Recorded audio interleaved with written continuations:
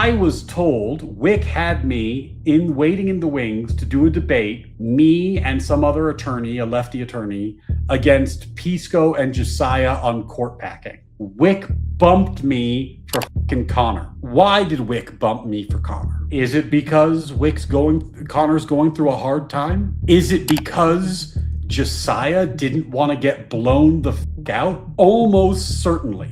Wick said it was his fault, but here's what I think happened. I think Josiah said, I don't want to debate Ryan. I messed up. It was my fault. I booked wrong. I had to make a choice between whether I'm going to have counterpoints on or whether I'm going to have Ryan Mullally on, and I chose counterpoints for a variety of reasons, right? Were any of those reasons because Josiah said a single thing to you? No. Josiah was not consulted in any of this, right?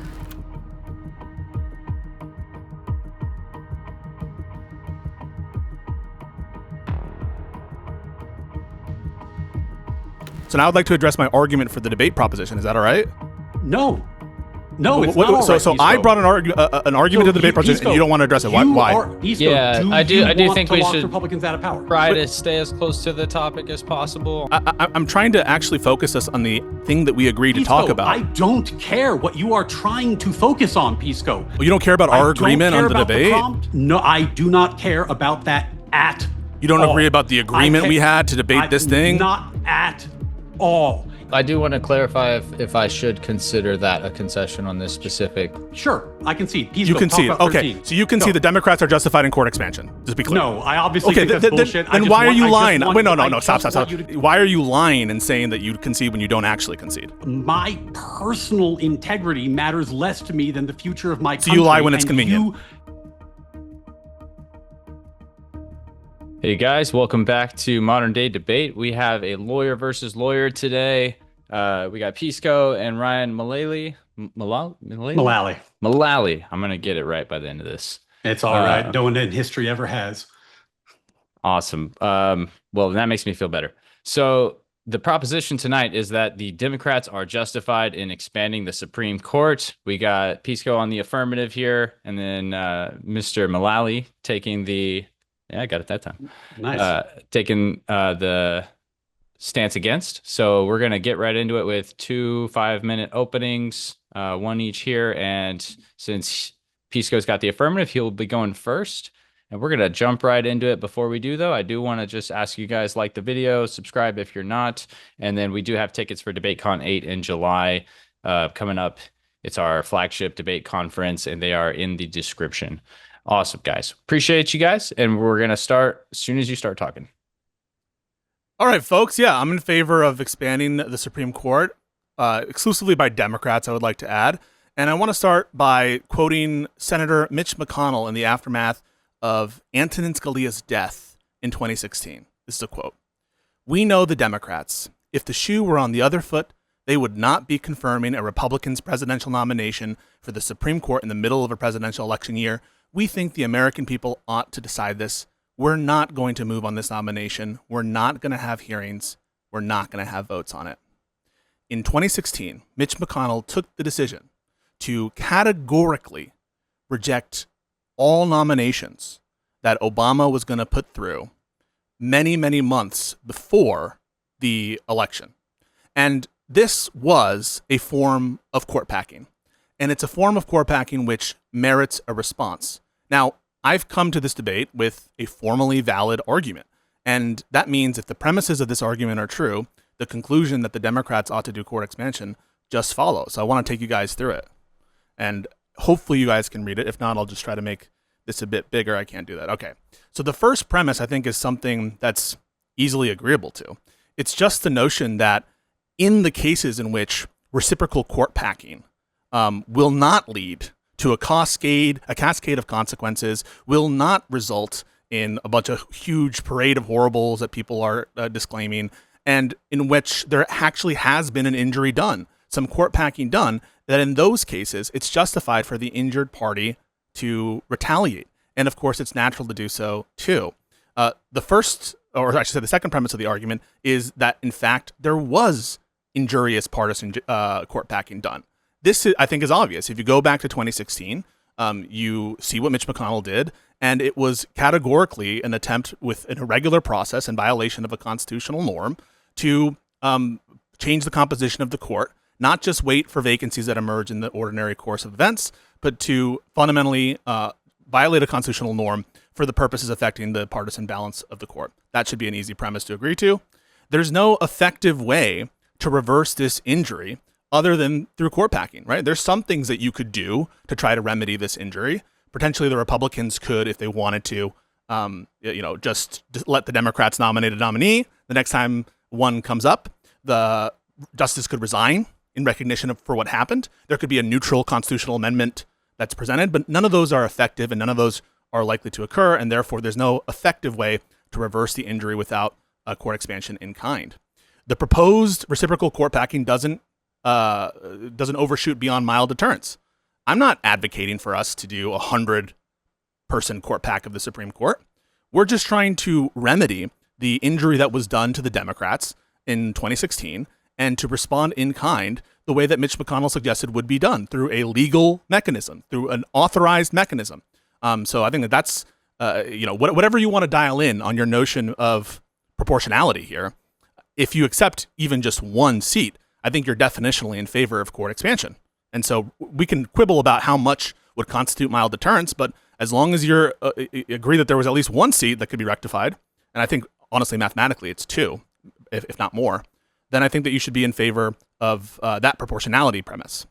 And then finally, there's no reason to expect a severe consequence cascade. Every time we have these debates, it seems like people are trying to generate a list of things that will occur without a doubt, and they relate to the rule of law, just breaking down fundamentally. They relate to this oscillation between both parties that creates some severe consequence. But what is the actual empirical basis to believe that that's going to occur?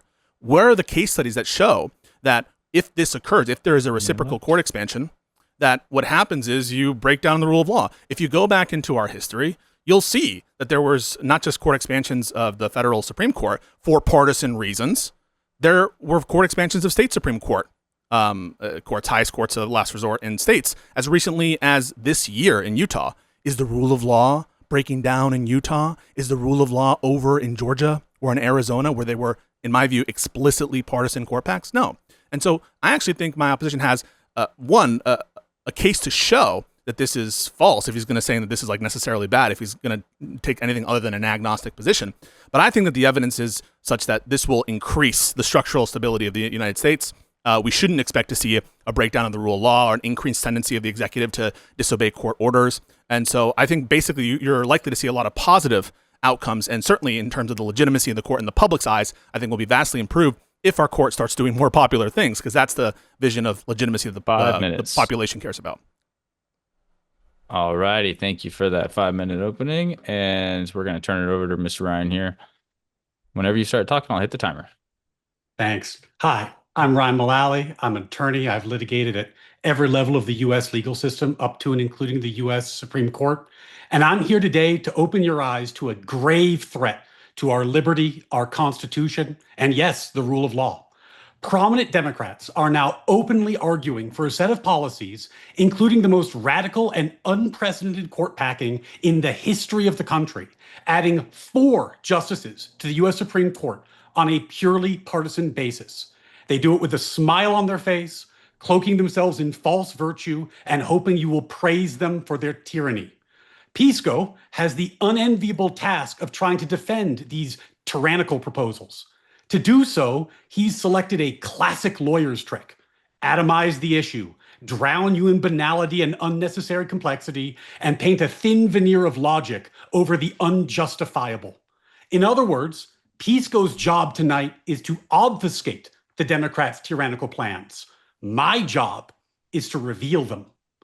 And you don't need to be a lawyer. You don't need a 6-premise argument to understand the grave threat to your liberty extremists like PIsco pose. He is arguing that it's fine, even justified, for the Democrats to expand the court, which has been 9 justices since the Civil War era, and do so in the most radical and unprecedented way in our history. Why? Because they don't like the current Supreme Court. They don't like how they rule, and they want to get their way. That's why. It's that simple. So how do the Democrats plan to alter our Constitution, vitiate the independence of our highest court, entrench their own power? What's their plan? Well, they've told you. They said it publicly. First, They want to add 4 or more, some of them have said more, justices to the court, likely young, left-leaning justices who will serve for decades and enable the Democrats' agenda for the next 50 years. But that's not enough for them, by the way. That's just the appetizer. They also want to make D.C. and Puerto Rico states, because that would give the Democrats 4 extra seats in the Senate, locking out Republicans. Now, you might be asking yourself, is Senate packing part of court packing? How are those related? They go hand in glove. Why? Because of what's called the ratchet effect. As Justice Breyer, a noted liberal Supreme Court justice, once explained when talking about court packing, quote, "What goes around comes around. And if the Democrats can do it, the Republicans can do it." So after the Democrats pack the court to 13 justices, the next Republican administration would have the chance to reciprocate in kind. And they would. Maybe they'll go to 19. Maybe they'll go to 20. But then it's the Democrats' turn again, and they'll go to 30, 40, 50, 60. And pretty soon, the concept of the rule of law, the concept of an enduring constitution is a joke. It's a sad memory. So but the Democrats know this. They know this is a risk. So what are they going to do about it? How can they have their cake and eat it too? They pack the Senate. Because if the Republicans can never get back in power in the Senate, they can never repack the Supreme Court. That's why they want to make D.C. and Puerto Rico states. Tyranny cloaked in virtue. But even that's not enough. They want to create an enforceable code of ethics for Supreme Court justices so they can discipline the justices that they don't like. But don't worry, PIsco's been very clear that he would only favor using such an ethical code, and I'll quote him, against the conservative justices that supposedly lied during their nomination hearings, though they did no such thing. Every statement PIsco makes tonight is an admission. Every single one. And here's why. It's so obvious. PIsco said his argument is about political self-defense. That's what he said. Well, I don't know about you, but I feel pretty threatened by court packing, Senate packing, infiltrating the court, taking away their independence. I feel pretty threatened. 1 minute. Are the Republicans justified in packing the court? Are they justified in self-defense? They have all the institutional power right now. They could pack the court tomorrow. They could put 4 frothing at the mouth conservatives on the court. Are they justified in self-defense? PIsco says no. He said in his opening, it's only for the Dems. He won't bite that bullet. And that's all you need to know to reject PIsco's self-defense argument. It's classic partisanship, rule for thee, not for me. It's a false argument meant to obfuscate and sane wash tyranny. You ought reject everything PIsco says unless he's willing to condemn the Democrats' proposals in full. But even if that's enough to decide the debate, that's enough. But even if it weren't, his argument is nonsense. It's a clunky syllogism which is on its face a disaster. It's internally contradictory and self-defeating. The premises are false. It relies on undefined terms which appear to have proprietary and non-standard definitions. And it is all obvious. PIsco knows it, or at least he should. All right. So why is he saying it? Go ahead. To obfuscate tyranny. That's what he's here tonight to do. And I'm here to reveal it. We'll have some fun tonight. Awesome. Yeah, you didn't really go over too much. I was just making sure you knew that was 5. Awesome. We're gonna get into the open dialogue. We got 60 minutes hitting on the clock here. And since Ryan just went, we'll go ahead and let PIsco take it over for opening it up for his affirmative position. And yeah, sure. Go ahead. So this is just 60 minutes back and forth, right? Yeah. I'll try not to interrupt too much unless there's someone severely over talking the other. But generally, I'm sure you guys know how to be respectful here and let each other talk. So go ahead. Yeah, I thought a lot of what Ryan just said is like bluster and non-relevant stuff. I have a logically valid argument, and I'd like to know which premise that you're unconvinced by. Okay, PIsco, let's dive into it. First of all, can you explain to the audience what logically valid means and it doesn't mean? Because I think that's confusing for a lot of people. Okay, I mean, I think I already did. If the premises are true, then the conclusion follows. Okay, so your assertion is that this is a logically valid argument? Yeah. Okay, and it just means that it doesn't mean that the premises are true. It doesn't mean that the argument's a good argument. But I don't know what you mean by good. You mean sound? Yeah, sound, fine. Yes, sound. Yeah. So like an argument is sound if the conclusion follows from the premises necessarily, and the premises are all true. And I take the premises here to all be true. I'm just asking which of these premises you take issue with. I take issue with a bunch of them, but in order to get there, PIsco, we're gonna have to just test let's test the basics first. On the top of the page, it says an argument from self-defense. Yeah. I feel very threatened by the Democrats' plan to add 4 justices to the court and pack the Senate. I feel deeply threatened. Am I justified, Pisco? Yeah. Am I justified in packing the court? That's just the title I gave the argument. That's not anything in the argument. Pisco, nobody but you cares about your argument. So am I justified in packing the court? Well, I think that the argument, if the premises are true, then the conclusion, which is the proposition of the debate, follows. And so you're I think not going to answer if the Republicans are justified in packing the court? Why not? If the Republicans are the injured party, they would be justified under the argument. It's no. It's a neutral Pisco, argument. You're a lawyer. You're a lawyer. You know what self-defense means. Do I need to let somebody injure me before I have a right to self-defense? Yeah, so I take that as a derail. It's not within the argument, but it is a neutral argument. Pisco, I'm going to tell you this honestly, nobody cares about your syllogism. Nobody cares. Well, this is the argument that I've come to present. And so are you saying that Pisco, you don't have a basis to reject any of the premises? No, Pisco, what I care about is the fact that your party is tyrannically planning to lock themselves in power and lock the Republicans out of power for generations.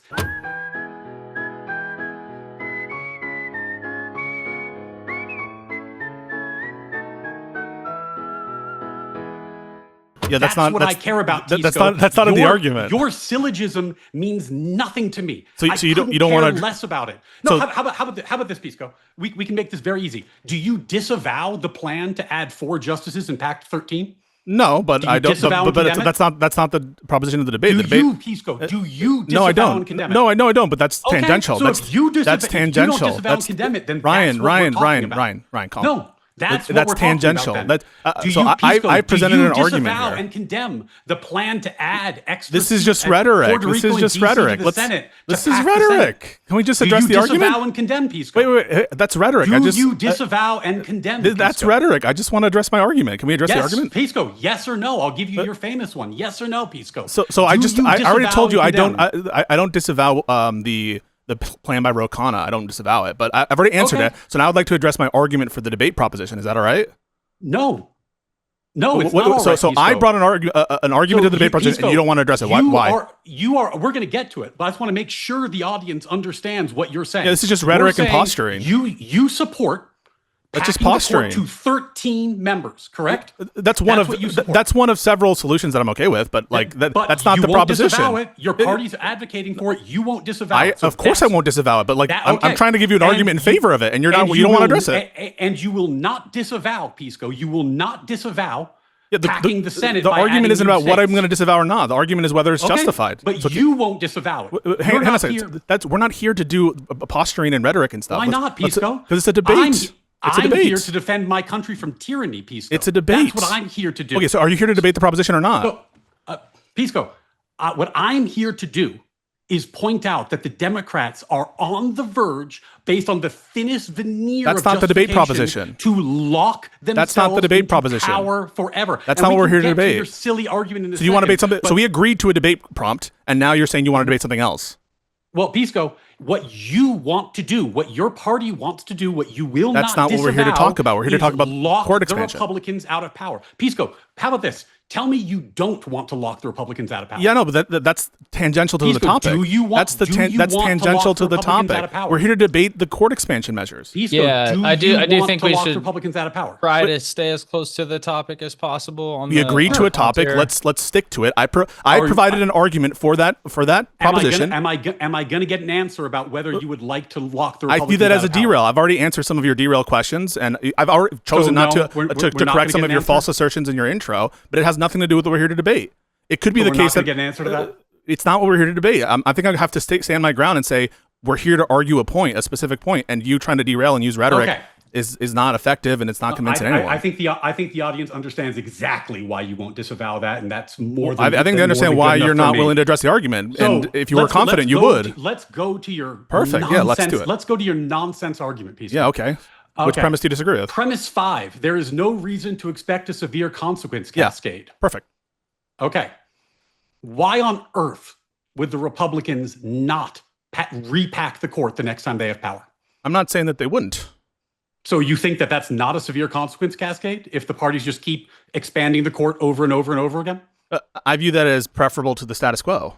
I didn't, Pisco, your argument doesn't say it's preferable to the status quo. Your argument says there's no severe consequence cascade. You don't think that packing the court over and over again would be a severe consequence cascade? Yeah, I view the consequences relative to, a status quo of some sort. If, for example, it's not making things worse in any respect compared to taking the action, I don't view that as making things worse. It's making things better. So it's not not even a consequence. So if your proposal leads to 100-member Supreme Court where every couple of years we had new judges in there, the Constitution totally changes, all the rulings totally change, that wouldn't be a severe consequence cascade? You think that's preferable I don't to think the that status quo? I don't think that outcome is, precisely speaking, likely, the 100-person thing. Why not? Because we've never seen examples of this kind of thing before. When has that happened? Because you're proposing something unprecedented. That's not unprecedented. Your party is proposing a 4-person partisan pack. It's never been done in the history of the United States. So first of all, it's never been done. The argument is not indexed. Unprecedented, then it turns out that you might get an unprecedented outcome. Are you conceding that you don't have any examples of this occurring? Pisco, you're proposing something unprecedented. You are proposing something unprecedented. I don't think that the debate. I'm not. Oh, do you have examples? So let's how pause. This turns out. Well, you're doing something unprecedented. So can you name for me a time when they did a 4-person partisan pack? The argument isn't specific to Pisco, the argument isn't specific to a number of justices. So my argument is not indexed to that. Do you disavow the 13-person pack? No, I don't. But that's not what we're here to debate. Do you condemn it? We're here to debate court expansion, right? Are you aware that James Carville said that Democrats should lie? Ro Khanna is not the Democrat. James Carville is who I said. That James Carville said that the Democrats should not talk about it. They should hide their power level. They should get into power and then just do it. Why is it relevant what James Carville said? I thought we were here to debate what's likely. Nobody should trust you saying, we're going to the debate isn't whether you can trust me. Pisco, I'm just giving an argument to pack it to 10. My character isn't at issue here, right? Wait. Do you think my argument is the debate? My character is the debate? Pisco, is my character the debate? The Democrats are planning to pack it to 13. Is my character the debate? You support packing it to 13. Yeah, but we're debating court expansion generally. If you have the balls to argue the thing you actually support, why should anyone take you seriously? Why would anyone care about your argument about packing it to one seat when that's not even on the table? Why don't we start with just the minimal condition for being... No. Why not? Why not? We will not start with the minimal condition because that's not what the Democrats are proposing, Pisco. Wait, no, I don't care but my argument... about your logical syllogism, Pisco. I'm defending my country from your party's So you don't want to debate the proposition. You want to I don't give a shit about the proposition. What I'm telling you, Pisco, is that your party is advocating for rampant tyranny, and you won't even disavow it. I don't think you don't even have the courtesy to disavow it. If you wanted to come and debate a particular, if you wanted to come to debate a particular plan, you should have told the debate organizers that that's what you wanted to debate. Is expanding to 13 within expanding the court, Pisco? Is that within? It's a subset. It's a subset, but it's not the only. It's a subset, but it's not the only. Yeah. And is it a subset that you personally support? It's one of many measures that I would support, but why don't we start with why don't we start supported by the Democratic Party? Some, but not all. Some, but not all. Some, but not all. Your position, but let's defend your. Why don't we just take this not the some easier hypothetical position that your party's not? Well, the whole hang on a second. It's all it's all hypothetical, right? So I'm going to propose. So I'm going to propose position. So I would be okay with a 2-person court pack. That's a position that I've expressed before. I wouldn't be. I think that the additional 2 with Ro Khanna, that is enough for mild deterrence. But why don't we just not get into that more complicating factor and just look at something? Why? Because Pisco, recently you went on and you said we can talk about 13, which I support. That's a quote from you. This is your position. No, but that's not what we agreed to debate about. We agreed to debate about court expansion. I'm debating to save my country from your tyranny. I care. I take that to be like meta and rhetoric and posturing and I care not at all. Okay, so then maybe you should have just done a speech and instead of like doing a debate. I mean, that's a speech. Well, I am here to alert people to the vast danger that your party is posing. So you weren't here to debate. You're not here to debate. Unchecked danger that your party is posing. Are you here to debate or not? And here's the deal. You won't even debate the position you hold. Well, you won't debate the position your party holds. I want to debate the position we agreed to. We agreed to a proposition. That's what I want to debate. You are happy to disavow 13. I am happy I don't. to It's just talk about tangential. 11. I don't, but it's tangential Then to we're what we agreed to talking debate about about. 13, We Pisco. agreed to Then we're debate on talking a about specific 13. thing, and you want to debate like a harder, I guess, in your view, to Pisco, defend version when of that. you proposed it, I said you can take it however you want. Well, I'm talking do you about think what a your party two-person actually do you think a wants to do. two-person expansion would be an Pisco, expansion? I don't care about some narcissistic competition between you and me.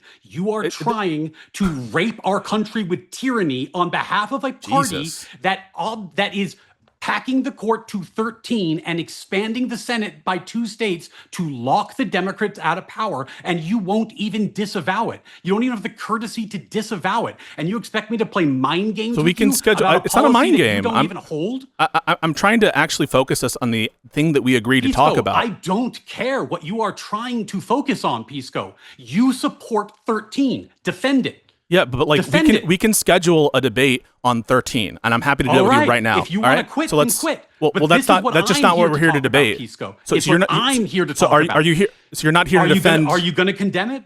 Well, no. We can Are schedule. you going to we can condemn it, schedule. Pisco? We can schedule a debate for the 13 if you Pisco, want. are you going to condemn it or not? No, I would support it. Okay, It's just then not. We're talking about 13, and I'm going to talk No, about 13. no, that's not our every proposition. Step, Wait, every that's step not of the what we way. agreed to debate Pisco, about. I don't care. You don't care about our agreement on the about debate? prompt. I don't care about the agreement. I care about the future of my country and saving it from the So you should have had a tyranny speech that you then. want to impose. So That's what I are care you about, conceding Pisco. the proposition then?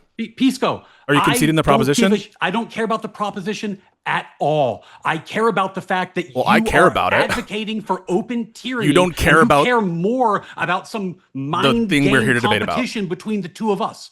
You care more about some narcissistic debate. I care about what we than you agreed do to about debate the future about. Of the country. Well, then, if you care about the future of You the just said you country don't care and about you that. think 13 is good, then you should be able to defend 13. I can. We can schedule that if you want. Okay, We just 13, go. Wait, Defend no. But we scheduled a Defend debate. The debate that I came here to actually have with you is the debate about what we agreed to debate about. That's Pisco, what I think we should do. Pisco, no, I do not care about that at You don't all. agree about the agreement we had to debate this thing? Not at all. Not when you are advocating for tyrannical control of the country. That's just under rhetoric, one-party Ryan. rule. Ryan, that's just Well, rhetoric. Okay, It's your position. I don't want Pisco, the and meta. you I won't just want defend the it. actual debate. If 13 is not tyranny, defend it.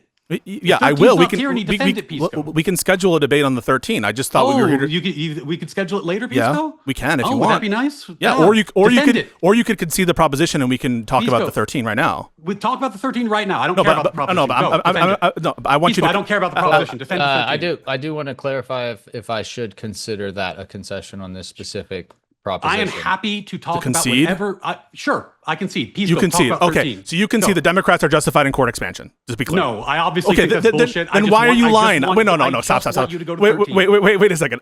Why are you lying and saying that you concede when you don't actually concede?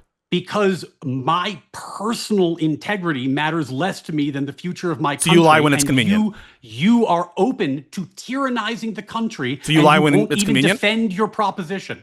So you lie when it's convenient. Would I lie to defend my country from tyranny? Yes. Would you? In the context of this debate, you're lying because it's I mean, convenient for you to do. You won't even defend the proposition the position you hold. I So would, but I want don't to debate the think, thing we agreed Pisco- to. Well, Pisco, I don't give a shit about that. Defend 13. Go. That's what the Democrats are I'm not going to proposing. move Defend to a it. different proposition until we get like a finality on the actual thing we agreed We to. have finality. Go. But no, we don't. You had a fake concession and by your own terms, a lie Yes, to it concede. is I mean, obviously, why? I'm obviously lying when I concede. Go. No, Continue. but I 13, don't. go. I don't want a fake concession. I want an actual resolution on the thing we came to debate Pisco. about. Well, you're not going to get it. 13. Why? Defend it. Wait a second.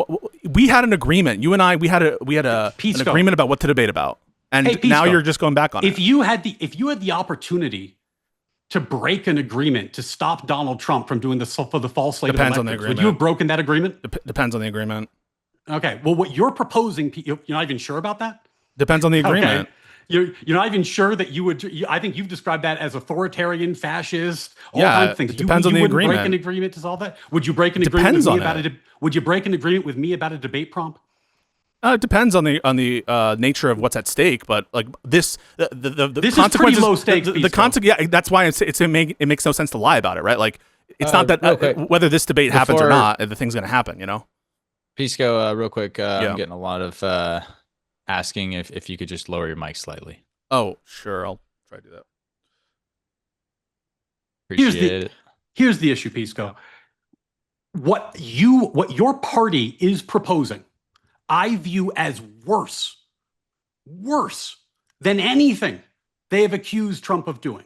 This is the worst, most tyrannical thing I have heard. And by the way, Pisco, when I preferred Trump in 2024, I sacrificed my vote. I didn't vote for him because I thought what he did with the false slate of electors was disqualifying.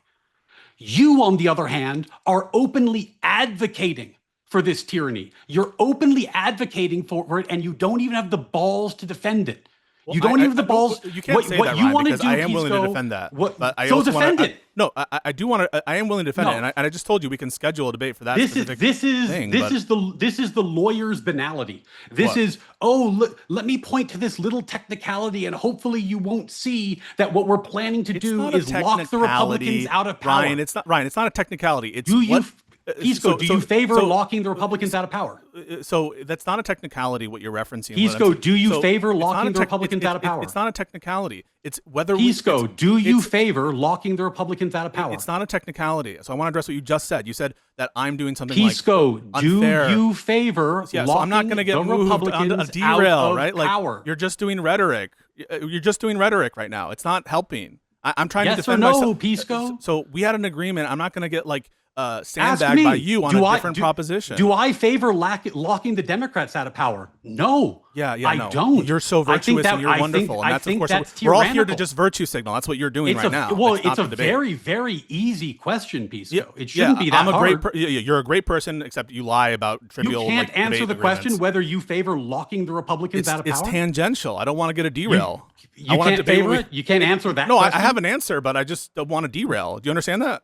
How about this? Do you think we should live in a world where people in California and New York run everything? Yeah, Do you just more favor that rhetoric. world? I mean, that's about as relevant as your Is- Senate is that- thing was. I mean, these Okay. are all irrelevant. But would you deny that position? I You think have we'd a, be in a better world if so California and New York I have ran the show? I have a view on what you just said, but I think at this point I'm not going to entertain any more derails. And I think that Okay. we should. So like, then you I'll can just- concede I'll- on the proposition, or I'll you just can read engage some it and have fun the debate. I'll just read some fun quotes from Pisco then.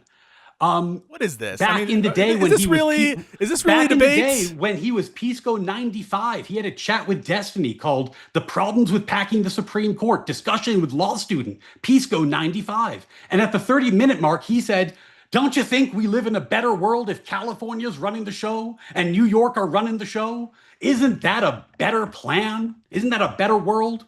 You can go look it up for yourself.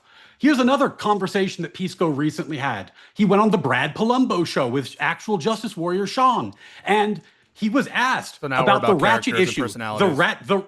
The ratchet issue, Pisco, You're which is attacking a my premise, character and a personalities premise and other in opinions. your debate. Hey, this is a premise in your argument, Pisco. This is a premise in your argument. Which premise Sean, is that? Can you actually tell me which premise? that there will not be a cascade of Yeah, consequences. go for it. Brad brought up the ratchet effect, and Pisco said, quote, "What you present as a negative," in reference to the ratchet effect, that is to say the ratchet, the back and forth, that's a virtue. And Brad Oh, you didn't Palumbo then understand that then. You clarified, didn't understand quote, "That's a virtue." And you said, no, I I quote, can explain "It why it's is a- a virtue." yeah. I'm not done reading the quote yet, Pisco. And Brad continued, quote, "When it leads to the point that we have 100 members of the Supreme Court," and you said, "I'll tell you why." And then Brad said, "and it becomes a joke, and presidents will just disregard its rulings eventually. Would we be in a better or worse place?" And you said, "You might be befuddled by it, but it's a virtue." You said it was a so you're not- virtue, you're- Pisco. you're not understanding. Brad So, said, "We have 100-member Supreme Court, Moderator, and people can I ignore explain the the rulings, quote? I mean, and if you we're gonna call do this it kind a of virtue." sandbagging, Yeah, I mean, I attack will- by I will surprise, and you're just going to talk over intervene. when I'm trying to explain it. So, at least when it comes to legislative court packing, you have the virtue of bicameralism and presentment. And what you present as a negative, that is to say, the ratchet, the back and forth, that's a virtue. The fact that you can have a legislative That's court a packing virtue. It is though a leads virtue. to a point where there's I'll tell you 100 why. members of the Supreme Court. I'll tell you why. And it becomes a fact that- joke, and presidents will just disregard its rulings eventually. I'll tell you and why we'll it's be a in virtue. better I or mean, worse place. You might be befuddled by it, but it is a virtue. And the reason is the fact that it's more peculiar circumstances to do what Mitch McConnell did. You need to have this situation in which the president is in control and you have a Senate of the other party. That means that there isn't parity in terms of the options available to both sides. And so it's uneven on that view. So it's more undemocratic. You don't have bicameralism. You don't have presentment to the president. And the circumstances of the non-legislative court packing are more rare and weird and more unique to the Republican majority in the Senate. And those are virtues that you can't contend with. In what sense is it better to have that than the legislative court packing? And you're like, the ratchet.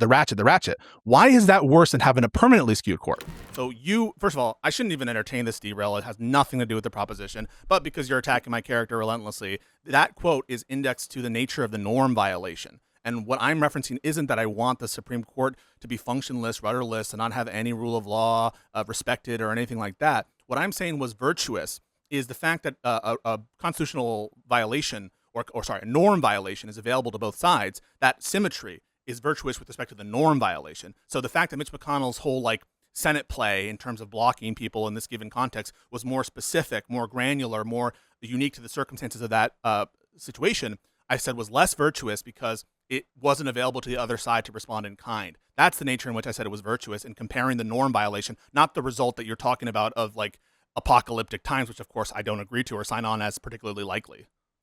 Okay, go ahead and unmute Ryan. When someone asks the mod to intervene to give their little piece, I'm just going to give them about a minute or so, maybe a minute and a half, and then I'll mute the other party just so we can stay on the rails. I would invite the audience to consider PIsco's explanation, and then I'll just read the end of that quote again and see if that checks out for you. Brad said, when it leads to the point that we have 100 members of the Supreme Court, PIsco said, I'll tell you why. Brad said, and it becomes a joke, and presidents will just disregard its rulings eventually. Would we be in a better or worse place? Yeah, and PIsco said, virtuous. You might be befuddled by it, but it is a virtue. I wasn't saying it's virtuous to disobey the Supreme Court. What I was referencing was the notion of oscillation being available as a remedy to either side in assessing the scope of the constitutional norm violation. I was saying that availability on only one side is less virtuous. The fact that there's equal parity and symmetry, that's a virtuous aspect of the if we're comparing norm violations. So obviously, I don't want 100 members of the Supreme Court, and it's a joke that gets disregarded. And you said it's a virtue. Ryan, I'm telling you right now. That's not what I meant. And I'm telling the audience that they should disregard you because you are. So I didn't know my character was an issue in this lawyerly debate. Logic over tyranny. So you don't want to debate the proposition. You want to debate whether I'm a good person or whether I'm truthful after you are a self-admitted liar and you don't want to actually adhere to the agreement PIsco, of the debate. if you were willing to defend the positions you actually hold, then I wouldn't be forced to keep pointing out what positions you actually hold. But you hold these positions, PIsco. Why are the full range of my positions at issue in this debate? Isn't the debate about court expansion? Because why are we entertaining people this? who hold those range of positions are attempting to lock the Republicans out of power, and you support it and defend it and are using your skills as a lawyer to give sane-washing cover to tyranny. That's just not the and prompt. That we can schedule about. We can schedule a debate on that specifically if you want to. But that's just not what we scheduled the debate about. Right now. Talk about it. Yeah, I'm here right now. I don't think I should entertain a derail after we had an agreement. We had PIsco. We all know damn well why you won't entertain this because you want I literally to lock will. them out of power. I just told you, I will schedule lock them out of power. Hang on a second. I just told you I'll schedule a debate with you on that proposition that I want to lock Republicans out of power. I'm not avoiding it. We can PIsco has a hard time saying this is my position. Last night on his stream, he said, quote, the only way we are going to get the Republican Party in a position of semi-coherent semi-goodness is if they are out of power for a long time. And then I said 10 years. Here's one way to do it. And then I said rig the court. And then I said rig 10 the years. Senate. Yay! then I No said 10 more years, but Republicans in power. That's not the Yay! proposition of the debate are my other plans or thoughts about politics. The debate proposition is about a particular policy. Do your other plans and thoughts about politics involve locking the Republicans out of power through court packing? I don't think I should and entertain the adding derail states to the anymore, Senate? Ryan. I mean, like, we can schedule a debate on those measures, and whether Pisco, if you want, we can schedule a debate. If you'd like to we can drop, schedule, we can end the event. But this is what I'm going to talk about. This is pathetic, bro. So this so is you, what I'm you came going here to under talk false about. pretenses. You came here under false pretenses. I came here, to Pisco, ambush because me about an atopical thing. You are using the thinnest veneer of bullshit logic, which, by the way, on its own terms, doesn't even hold up. You've admitted that the ratchet effect would lead to a 100-member Supreme Court. You just think that's preferable. No, I didn't. I mean, why wouldn't it? Why wouldn't it? I just explained to you. Why you're misquoting me. You're misunderstanding me. You're when I was saying that's it's counterintuitive. Brad said we'd have a 100-member Supreme Court, and you called it a virtue. And then you said, Pisco, that was preferable. If you actually the oscillation was preferable to the current status so this is quo. all a derail. So I just want to again, it's all a derail. But if you actually watch the video, it's clear that when I'm saying it's actually what you presented as this is actually virtuous, the back and forth. And it's clear that what I'm saying is virtuous is before Brad says the thing about the 100. I'm making a point and they interrupt me with the 100 thing, but the point relates not to the thing that I didn't hear yet when I said it's virtuous. Okay. And so your reading is just, it's not, if you actually go to the clip, it's clear that I'm not saying it's preferable to have that result, especially when I don't think it's likely. But again, if that result happened, Pisco, if we got 50-member Supreme Court after 20, 30 years. I'm not going to accept the derail. Do you find that preferable to the status quo? I'm not going to accept the derail. I think I have do you to stick find to that my preferable to the status quo? I would like to just maybe, for the sake of the audience here, get an agreement that we can just schedule whatever other specific things we'd like to debate on for another time. Happy to have it here. You could do it now if he just has a real concession on the actual debate. That was going to be the second thing. I'm open to moving to anything else that Ryan would like to address specifically, if there is some sort of agreement on either a concession or we continue back on the premises that you guys did agree to debate. Pisco, I am delighted to talk about anything else if you will admit anything that you else favor but the debate proposition? the 13 member pack. You favor packing the Senate. You favor busting the filibuster. You favor all these things, Pisco. I don't know why you won't defend the positions you hold. Yeah, so I just think I need to stick to my guns and say we had an agreement. You came under false pretenses. You say you don't care about our agreement, that you shit all over the agreement.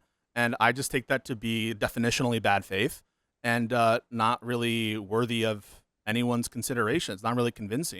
And I would rather just debate the proposition. Pisco, I would break my word to you to save my country 100 days in a row. Yeah, but lying to me doesn't make that happen. The stuff that you are doing is so slimy, disingenuous, and dangerous that it needs to be called out.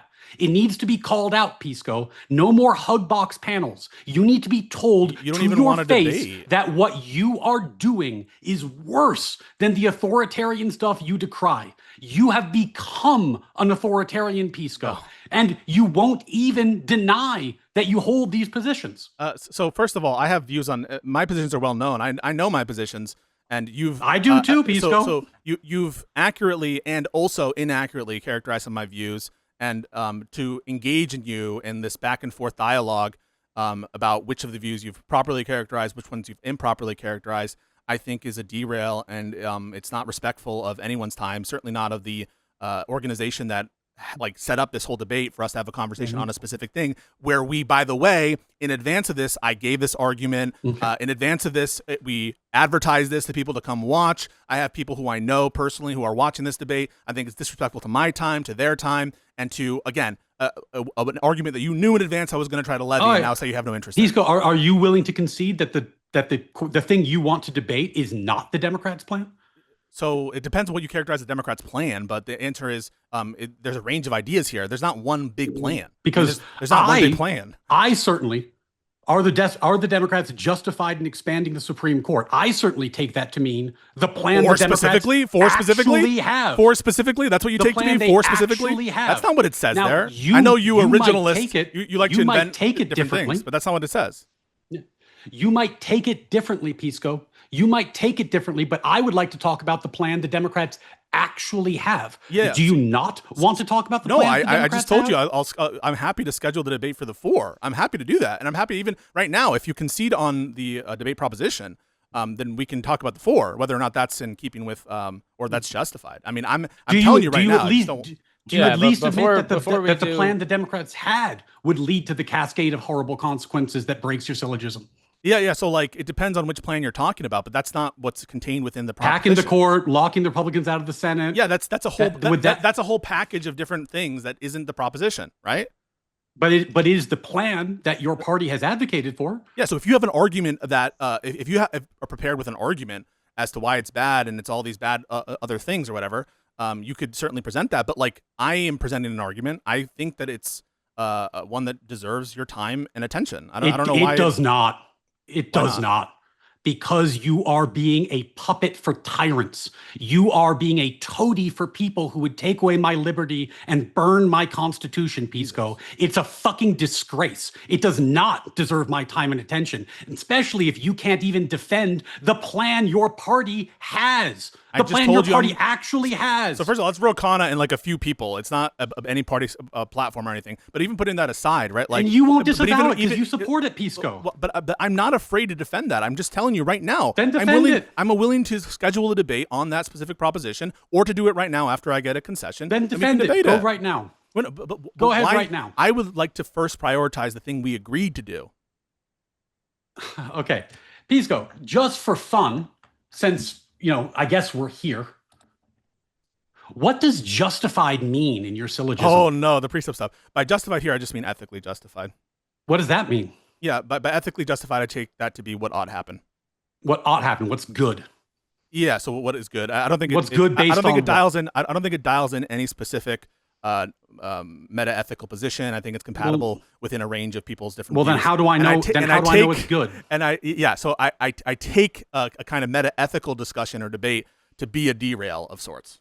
So it's an undefined term that you are unwilling to define. No, it's defined. No, I just defined it for you. But what do you mean by good? Pisco, I just told you. Pisco, you said in your opening that self-defense is only available for Democrats.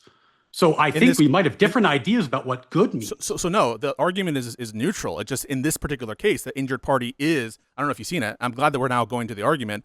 The injured party are the Democrats. That's P6. Why? It's a neutral argument. It applies. So I would bite this bullet if it were Republicans in the same position. So I would say Republicans are justified. Then what does court packing and injury mean? Yeah, I'm happy to get into that and tell you what I mean by those terms. So by court packing, I mean a change of the composition of the existing court, which is irregular and actively driven. A change of the composition of the existing court, which is irregular and actively driven. Yep. Okay. So any change in composition.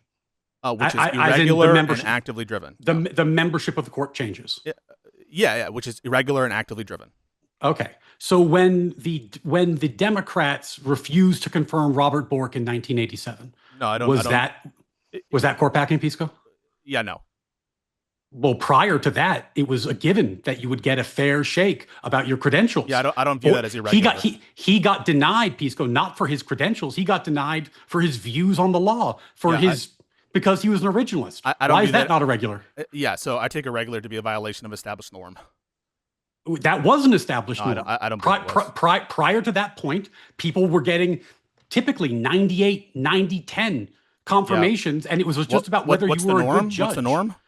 The norm it's also a derail, but yeah. Supreme Court justices were judged on the basis of their ability as a lawyer, not their partisan affiliation or views on particular legal issues. Yeah, and with Robert Bork, the Democrats broke that norm and they denied his confirmation purely because he was an originalist. Is that irregular, Pisco? Yeah, no, I just explained. I don't think that it's an irregular or norm that you're talking about. Why not? Here. There was a norm. They broke the norm. Was it irregular? I don't think that there was a norm. I think that what you're describing as a norm is an actual. You don't think there was a norm? I invite anybody watching this. Go back and Google Bork. Go back and Google Robert Bork. Even if it were true, it is true. Even if it were true, it doesn't falsify any of the premises. So it shows that the Democrats in 1987 engaged in court packing by your definition. It's logically possible for more sides than one to be justified in court packing. Okay. That's logically So possible. then- but so- I don't agree with your case study. I don't agree with the Bork So example. then, I just explained why. But as you're the not Democrats falsifying any of the court premises. as the Democrats court packed in 1987, then they were justified. No, I don't- The Republicans were justified in court I packing just explained to you with why- Merrick Garland. So I just explained to you why it wasn't a violation of a norm. It also didn't change the composition of the court. It did. It did not. It did. No, it we didn't. We did not get an originalist court. Instead, we got Justice Kennedy, Yeah. and Justice Kennedy gave us the No, oh, wonder okay. of substantive due process and the Obergefell decision.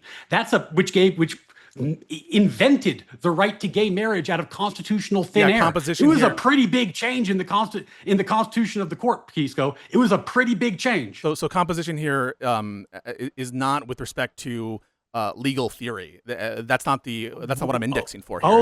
So indexing it's for it's partisanship irregular and as partisan irregular, interest. but not as to the things that Republicans care about. The things only irregular as to things the Democrats care about. No. Where we see a potential partisan injury. That partisan injury. The Republicans were very injured by that, Pisco. We lost an originalist majority. We would have had an originalist majority. We lost it. We were very injured. So I don't view that as an injury. As I use standard definition of injury here. It was a Republican pushed and Are you uniquely qualified even to decide what's a political injury? Well, you can decide for yourself. I'm not saying that I am like the, okay. on Well, high deciding what I take it as a political injury. But the Republicans got their nominee and the Democrats approved Anthony Okay. Kennedy. Well, I take it as a political injury, and since we're both equally qualified there, then P2, the Republicans were injured by partisan Supreme Court packing. So we can go down to P3. There was no effective way to reverse it without I court don't know why packing. you're so can we just pause? Is that okay? So let's address the issue of the Bork situation and Kennedy there. Okay. The fact can we address that it? Can we you guys address it? broke Can a we address massive it? norm. Can we address it? So, it's your claim, right, that any time that a candidate is rejected, that it changes the composition of the Supreme Court. No, it's my claim that your argument is nonsense and using do you mean proprietary by definitions, and I'm Wait, what do pointing you mean? out. No, hang on a second. What do you and mean by I'm nonsense? pointing out its absurdity, Pisco, by running through how it actually applies to Wait, historic that's examples. not part of the argument. So so I'm not claiming that I'm not. Pisco, I'm not making any criticizing claim. your I'm not- argument. It's so a bad stop, argument. I'm not so- here to gloss your argument. It's so- a dumb argument. so- I'm explaining to you why it's dumb So by you're- showing that it applies equally to Republicans, but you don't accept it because you're partisan. Because it's obviously false. No, the injury, the Republican Party, right, promoted Kennedy there, and the Republican Party wanted Kennedy.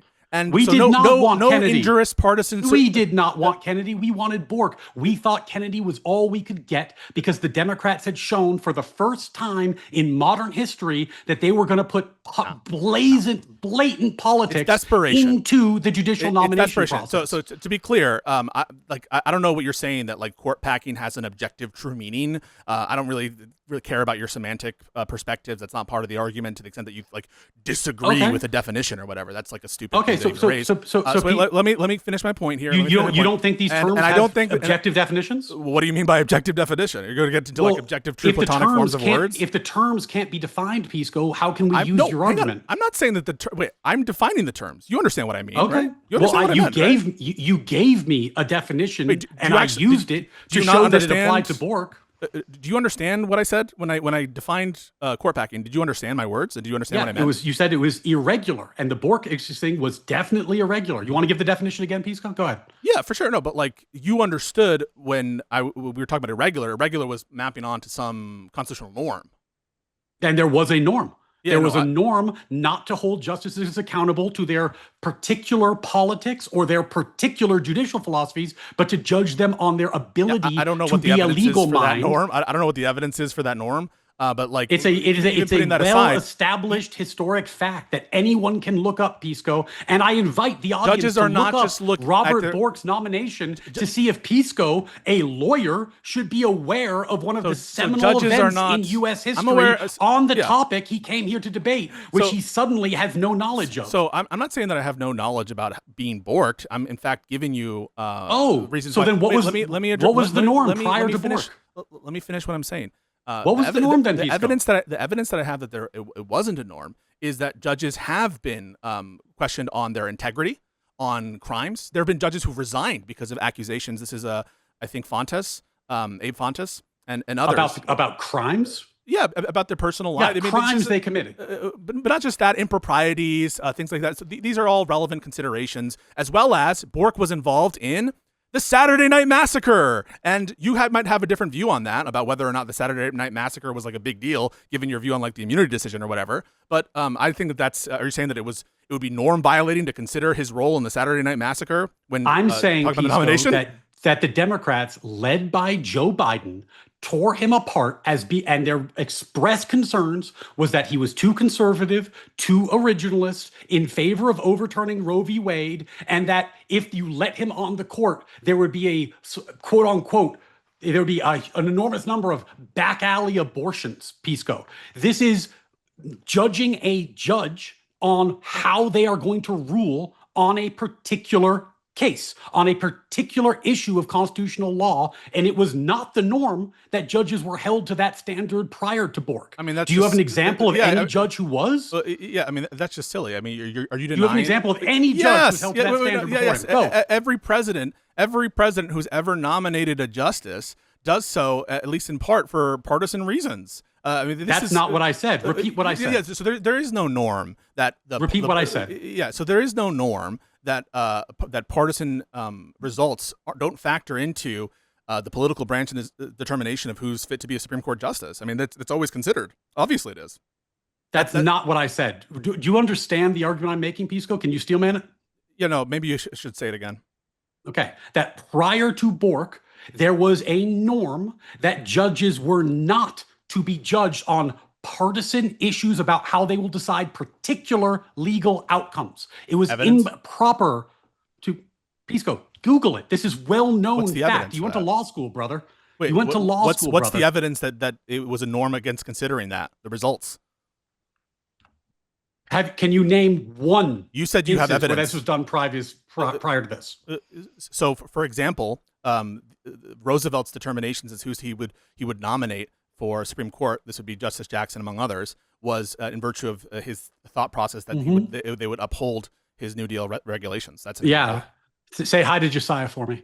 The issue, PIsco, there, which is a funny example for you to bring up Roosevelt. What's Roosevelt really famous for trying to do? Yeah, I mean, he had a failed court pack. He had a failed court pack, PIsco. So yeah, I think that dude might have tried to put justices on the court expressly to change the Constitution. Not just him, bro. Expressly to change the Constitution. Him, bro. Now, not just him, bro. Don't be naive, PIsco, Ryan. Don't be naive. Come on. Here's why all this matters. Most people, most sane and normal people, understand that court packing does not relate to the advice and consent function of the Senate. Everyone, like the Senate has denied confirmations many times. I think I don't know the exact number. It's something like 35 times. In the argument. That's just how court packing is defined in the argument. That's just how court packing is defined in the argument. You're using a proprietary term, PIsco. It's not proprietary. The point that I'm making, PIsco. I have academic use. If you could let me finish my point, PIsco. The point that I'm making is that there have been at least 35 times where the Senate has denied advice and consent, sometimes with a no vote, sometimes by just letting it lapse. It's happened many times in our history. It's not court packing, PIsco. It's the advice and consent power of the Senate. You are attempting to redefine court packing to justify the unjustifiable. So you made a couple claims there. The first is that I'm using like a proprietary definition. I honestly don't know why that's relevant to the argument itself. It could be true that I'm using a proprietary that I'm using a proprietary definition, but that wouldn't change whether the argument is true or not. I mean, I can define terms however I want them, and it doesn't bear on the truth or falsity, except to the extent that the difference in concept matters. I'm trying to convey meaning to you. So whether I use the term court packing or court schmacking or court packing too, like, are you really going to quibble over the terminology here? To address what you said about proprietary usage concept, and I explained a difference in concept. Yeah. So there's a difference in concept. So the argument uses a particular concept of court packing. Now you can say that it's proprietary. You don't have a basis to say that. You think I just made this up? PIsco, I think you don't have a basis to say it's proprietary. Yes, right? I do actually. Hold on. Okay, we can find many definitions, PIsco. Uh-oh. No, I'm looking at my notes. If my definition appears in the literature, would you say it's proprietary? PIsco, your definition Would it of be court proprietary? packing, Can you answer a question? Can you repeat it? Yeah. Yeah, sure. Repeat it. No, wait. Can you answer my question first? If it appears in the literature, would you say it's proprietary? Yes or no? Depends on the literature. Depends how widely accepted it is. Okay. So court packing is a change in the composition of the existing court, which is irregular and actively driven. But again, it's irrelevant. All right, let's assume it's proprietary. So, but hold on. A change in the composition. Wait, stop. A change in the composition of the court that's irregular and what? Actively driven. But okay, I'll grant it. Wait, Ryan. No. I'll grant it. It's proprietary. So what? Throughout our history, the Senate has used its advice and consent power to deny nominations. Flat out. So they've done over and over again. Are you fighting on one of the premises of the argument? What's irregular? Are you contending that one of the premises of the argument is false? I'm saying that by your definition, the Garland situation was not court packing. No, but there was. Wait, what was it? What was irregular about it, Pisco? Yeah. So the norm that that the Senate does not categorically refuse to hear nominations from a president, that they will categorically refuse to have any hearing for whatsoever for a president's nominee for the Supreme Court. That happened to President Fillmore. Okay, no, but there was a norm established. Do that. Okay. There have been court packs in history as well, legislative court packs. So it's on all fours in that sense. Just because there used to be violations. You see how this goes. Just because there used to be violations doesn't mean that there isn't a norm established. When the Republicans complain about a norm violation, not court packing in Pisco's mind. The Borg stuff, not court packing. But when the Democrats complain about a norm violation, court packing. Yeah, just and fun. this is what I mean about the one's a norm, for one's thee, not for me nature. Well, no, but just one's a norm and one's a norm and one's not. It was a norm, Pisco. Like idea, like honestly, Pisco, the idea you're out so far over your skis on the idea that Bork was not a norm violation, because everybody who's watching this is going to look it up and see that you're just making things up because it's inconvenient. You're assessing the what the norm was. You went to law school. This is part of what you learned. Moderate. Can we just stop with the personalities and character attacks? I mean, it's really just irrelevant. I don't know why we're doing that. Like you went to law school. Is this like it's relevant, Pisco, because you are using your law degree to obfuscate the tyranny of your party, and I am here to explain that to people and reveal what you are doing. That's not relevant to the proposition. I'm here to reveal what you are really doing, Pisco. And the fact that you are inconsistent about how you apply your own definitions shows this. No, it shows it. What's the inconsistency? I'm denying that there was a norm violation. One norm violation. So I'm denying the other. I'm denying that it's a norm violation. You are denying an established historic fact that everyone in the audience is going to look up and realize that you're wrong about. So we can move on, Pisco. It's humiliating enough to leave it there. Let's go. Wait a second. I just want to say I didn't say anything there just because that's it's a statement of fact. I get it. It's a little tongue in cheek, but I mean it's not super inappropriate. So I'm gonna just kind of. You mean about you're a lawyer. You're lying to everyone. You want just you're a lawyer statement part, the accusing you of lying thing. He's saying that I'm using my professional credentials to destroy the country, and I don't see how that's relevant. Which you are doing. Yeah. Okay. I mean, that's all well and good for you to claim that. I disagree, obviously, but that's not what we're here to debate. We're here to debate the actual issue, and I'm not inconsistent in my application. I think one was a norm and one was not a norm.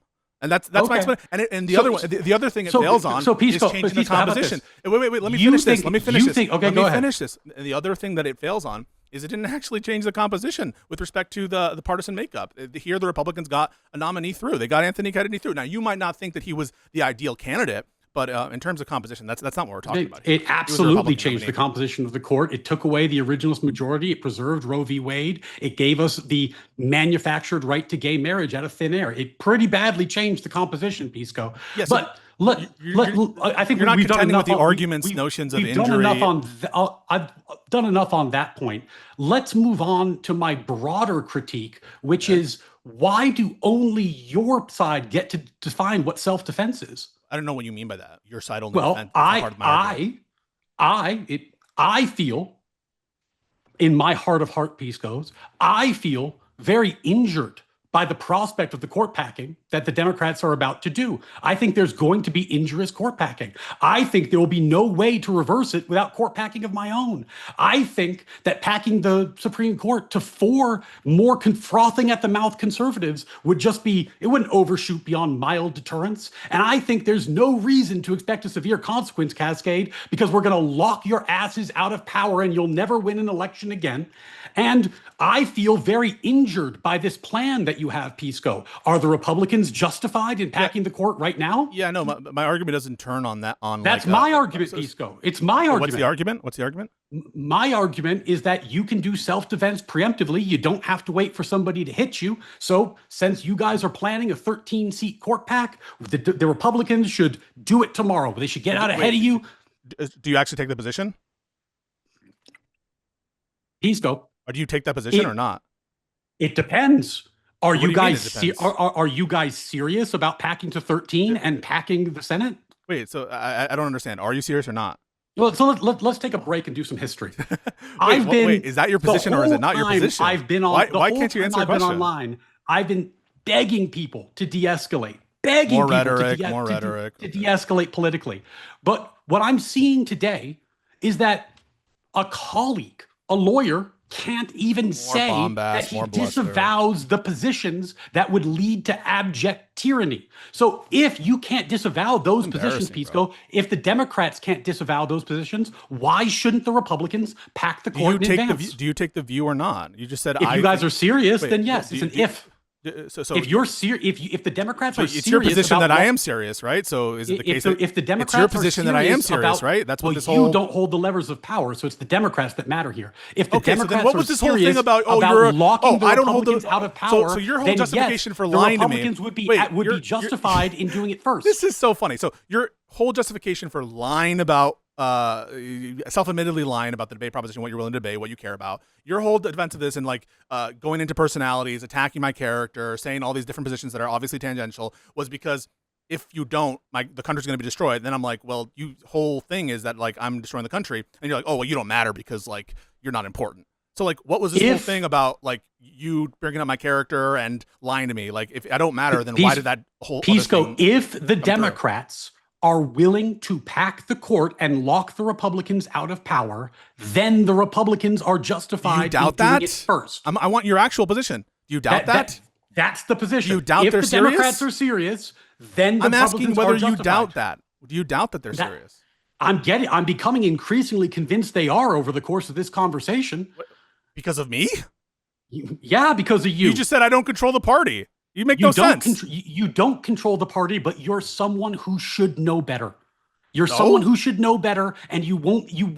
So what I'm admit saying affects your tyranny that intuition. you're espousing. What I'm saying affects your intuition about what the Democratic Party is willing to do. Yes, it does. Because Why? PIsco, we're lawyers. We're the ones who are supposed to stand up for the Constitution. When it came time for me to not vote for my preferred candidate because he had done something awful, I bit the bullet and didn't vote for him. When he prosecutes James Comey, and I think it's ridiculous, I say stand it's not up and strategic. fight. It's I not stand strategic, up- he says to Rob I Noah. stand up Going and after bite the Comey is bullet not and say strategic. not I wouldn't to do it. It's not strategic. I've said not to do it, PIsco. Because it's quick, not guys. strategic. It's stupid. Real quick, PIsco, both of you. I've bitten these Ryan. bullets Yeah. over and over and We know. over again, but you won't, and everybody knows No, why. this is a neutral uh, argument. It's neutral. Just I don't want know to what say we to have tell 10 minutes left. you. Yeah, I mean, it's pathetic. I've given an account. So PIsco, So you're not rejecting the truth of or falsity of any of the premises. my argument is, if the Democrats are serious about their plans, the Republicans are justified in packing the court tomorrow. Do you agree or disagree? No, I don't agree with that. But Why? It's not, On what it's also possible not relevant basis to my could you argument. disagree? Because it doesn't fulfill the Well, conditions that I've laid out. we talked about your argument for the whole time. Let's talk about mine. Why would it not be fair for The Republicans proposition isn't to whether pack the court Republicans tomorrow? But the proposition isn't whether Republicans are justified. It's whether Democrats are justified. Yeah, you said it in your opening. Only the Democrats are justified. I get it. I'm No, asking, only the injured party is I'm justified. testing your Only the consistency. injured party is justified. Okay. So, PIsco, in any self-defense scenario, do you have to get injured before you defend yourself? No, not necessarily. Okay, so that's this is not- a self-defense scenario, No, but and that's I an don't have to equivocation. get injured. That's an equivocation. That's an I can take equivocation. a step. That's an equivocation. Before That's an I can take a equivocation. step to prevent I'm the not. injury. I'm not onboarding normal self-defense rules for physical force onto this argument. This I argument, am. This argument stands on This its is own. my argument. Wait, okay, This okay. is my argument. I know, Pisco. We talked about your argument. But the My argument concludes in something that's literally irrelevant. If the Democrats are serious about this, the Republicans are justified to pack the court tomorrow. That's a different I'm testing debate. whether or not you're willing to bite the bullet on anything. So under my argument, I think that there. I'm not talking about so your I'm willing to argument, bite the Pisco. bullet. I'm willing to bite the bullet that sometimes Republicans would be justified to do court packs. That's the I'm argument I talking about presented right now. The argument I presented if the Democrats is are neutral. serious about the their argument, plan, the are argument, the Republicans justified? My argument as presented is neutral. It's neutral. The only difference is the injured in this case are the Democrats. Pisco, I'm not talking about your argument. I'm talking about my argument. Yeah, but your argument, my argument isn't. Your argument is about whether Republicans are justified to do things, but the proposition is about whether Democrats are justified. Yeah, and is this another thing that you're unwilling to talk about? Well, if what you're saying is an internal critique of my argument, then my argument is relevant. But if it's some other random thing, then it's literally irrelevant, right?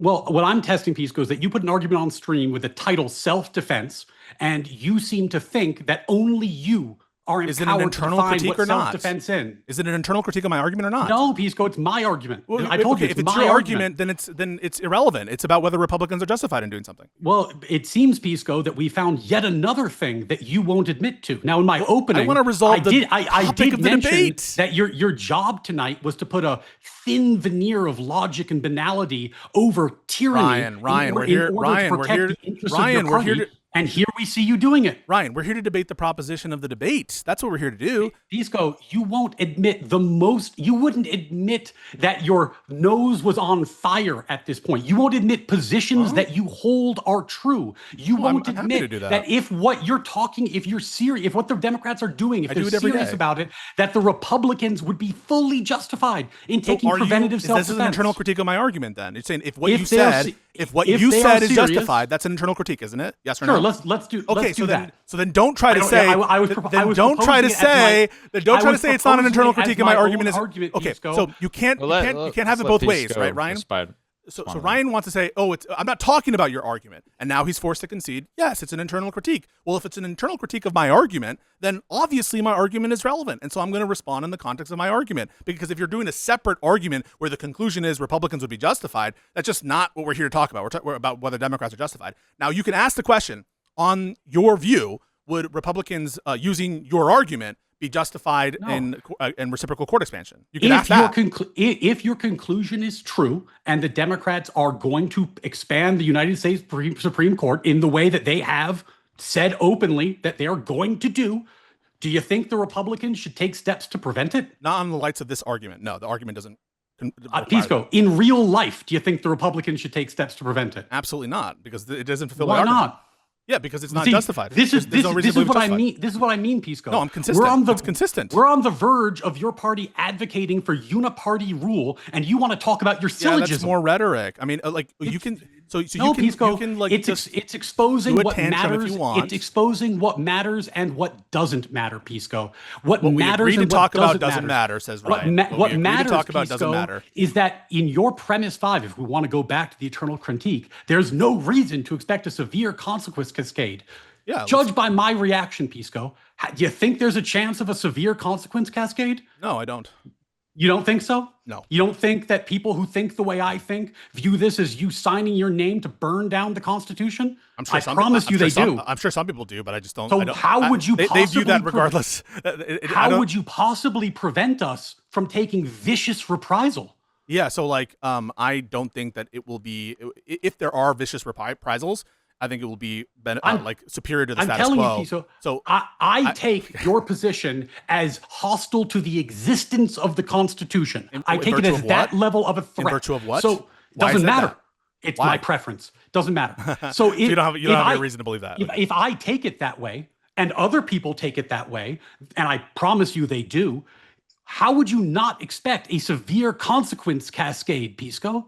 Because we're obviously going to get you back for this. Obviously. Yeah, I mean, like if you try to do that, I mean, like you can try a lot of different things, and maybe how would you stop us? Maybe even you'll succeed on some of them, but I just don't think that, assuming that's true, just like I started with Mitch McConnell saying, we know what Democrats would do if hypothetically they were in the reverse position. You don't need a reason. You guys don't need a reason to be left off the chain. You guys are marauders and barbarians within our walls. You don't need a reason. You're going to do what you're going to do. We're marauders and barbarians. Yes, that's right. So that's why we ought to be locked out of power, right, Pisco? No, you don't. That's why we ought to be locked out of power, so, right? So that's totally tangential to the argument. But just to be clear, you guys don't need a reason, right? So you guys will do the worst and most horrible thing independent of anything, right? So it's all priced in. That's why I'm sticking to the premise of the argument. P5, there is no reason to expect a severe consequence cascade relative to the status quo because you guys are just always going to do the most horrible thing. And it doesn't matter what we do. Yeah. And then what are you going to do to prevent it, Pisco? Yeah, what we would do in the case in which there was no triggering incident to cause you guys to do that stuff. Yeah. Yeah, real quick, Ryan. After this response, I'm going to let Pisco go into his 5-minute closing statement, and then we'll go ahead and mute the. We can go into closings. That's fine. It's been an hour, so I mean, it's been entertaining. Go ahead, Pisco. Okay, yeah. So I think as you saw from the debate, it was pretty embarrassing. We came here agreeing on a particular proposition about Democrats expanding the Supreme Court, and rather than get into the argument that I prepared for the debate, which he knew about in advance, he wanted to get into personalities about what Pisco wants to destroy the world. He wants to end civilization. I want to just kill him or something or whatever. It was totally unclear. A lot of the things were just not topical, right? Like my positions on other issues. I'm happy to say that I would support Ro Khanna's plan. I don't shy away from that at all. I'm happy to do a conversation on that. I'm happy to talk about what we think for the Senate or, expanding the Senate for Puerto Rico and other places. We can schedule debates on that. I don't shy away from my positions at all. I'm proud of them. I think that they're justified. And when there's a particular debate that we schedule on one of those topics, that's what I want to debate. And I'm happy to say, and we can schedule whenever he wants to have a debate on those other matters. But as with respect to the proposition, there's just no reason to believe that the parade of horribles that he's talking about is going to come to fruition. There have been examples of court packs in this motivated by partisan reasons in this country's history in the U.S. Supreme Court. We didn't descend into the breakdown of the rule of law because of those court packs. That didn't occur.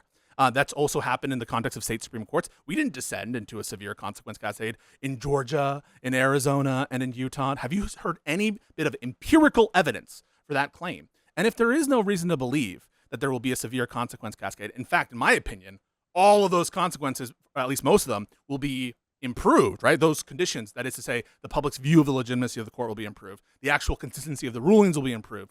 The intermediate appellate courts and the district courts applying the rulings, that clarity will be improved. As a matter of just administration and caseload, that will be improved as well.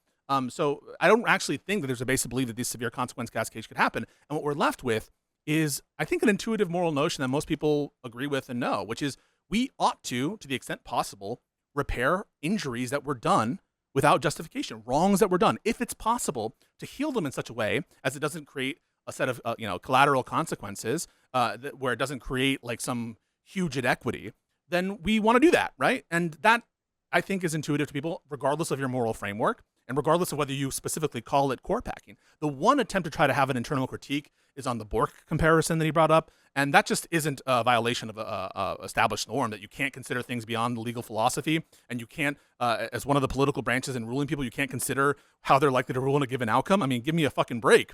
That was at present since the starting of the country, whether it came to what Adams was doing or whether what the Republicans were doing after the Civil War, or what Andrew Jackson was partly doing. So that just is not borne out. This is an established norm that you don't consider things beyond legal philosophy or with respect to particular rulings. That's not true. And also, it didn't change the composition of the court with respect to partisan interests. You still got Anthony Kennedy. And guess what? Democrats voted in Anthony Kennedy, and Democrats voted in Clarence Thomas after. So it was a norm, right? That we give hearings to these people. It doesn't mean that there's a norm that you don't shoot down nominees or anything like that. The norm was the Senate actually exercised its authority in doing it advice and consent and not do a per se bar. That was a norm violation. And Democrats have the power, just as the Senate has the power to do its advice and consent with a norm violation. If we take control of the chambers under the neutral justification self-defense argument, we have the power, and I think the justification to come back. Now, it's not true that just because there's an injured party who is allowed to respond, in my view, justifiably, that the person that they're responding to gets another response. That's silly. If we're going to do this comparison to normal self-defense rules, there is a notion of an initial aggressor, right? There is a notion of just because you deploy self-defense doesn't mean the other offending party can continue and we can just go back and forth like that justifiably, right? But even if that were the case, the Republicans did that, would be no worse off than we are now. Right now, we have a stacked Supreme Court through a norm violation, and Democrats are well within their rights to respond in kind. Now, you don't have to agree with a four-person packing of the court to get the 13 circuits, 13 justices. You don't have to agree with that. If you grant that it would just be justified one as recompense, then you're in favor of Democratic court expansion as a self-defense matter. And the argument by its own terms is neutral. I'll bite the bullet. If these conditions appeared for Republicans, they should respond in kind and expand to the U.S. Supreme Court. That is repairing an injury that was done to the party. So yeah, I think the argument goes through, and that's why Ryan spent all the time in the world trying to avoid the argument, trying to do anything but address it. When he did, even when he was doing an internal critique, trying to disclaim any relation to the argument, because the argument is sound. The argument is true, or I should say the argument is sound. The premises are true. And ultimately, when someone is banging their fist and saying, PIsco wants to destroy the country, PIsco wants to ruin my world of life, and that's why I lied. That's why I lied about the debate proposition. Doesn't really seem like that's very compelling to people who care about facts, logic, all that stuff. So I think I rest my case. I'm happy to do other debates in the future on particular plans or whether I want to destroy the country. But this was a pretty easy raffle stomping, and I'm frankly pretty disappointed in what he brought to bear. All right, that was 5 minutes. Go ahead with your closing statement, and then we'll get into the Q&A. We do have some questions for both of you gentlemen. Oh, sorry, you got to unmute there, bud.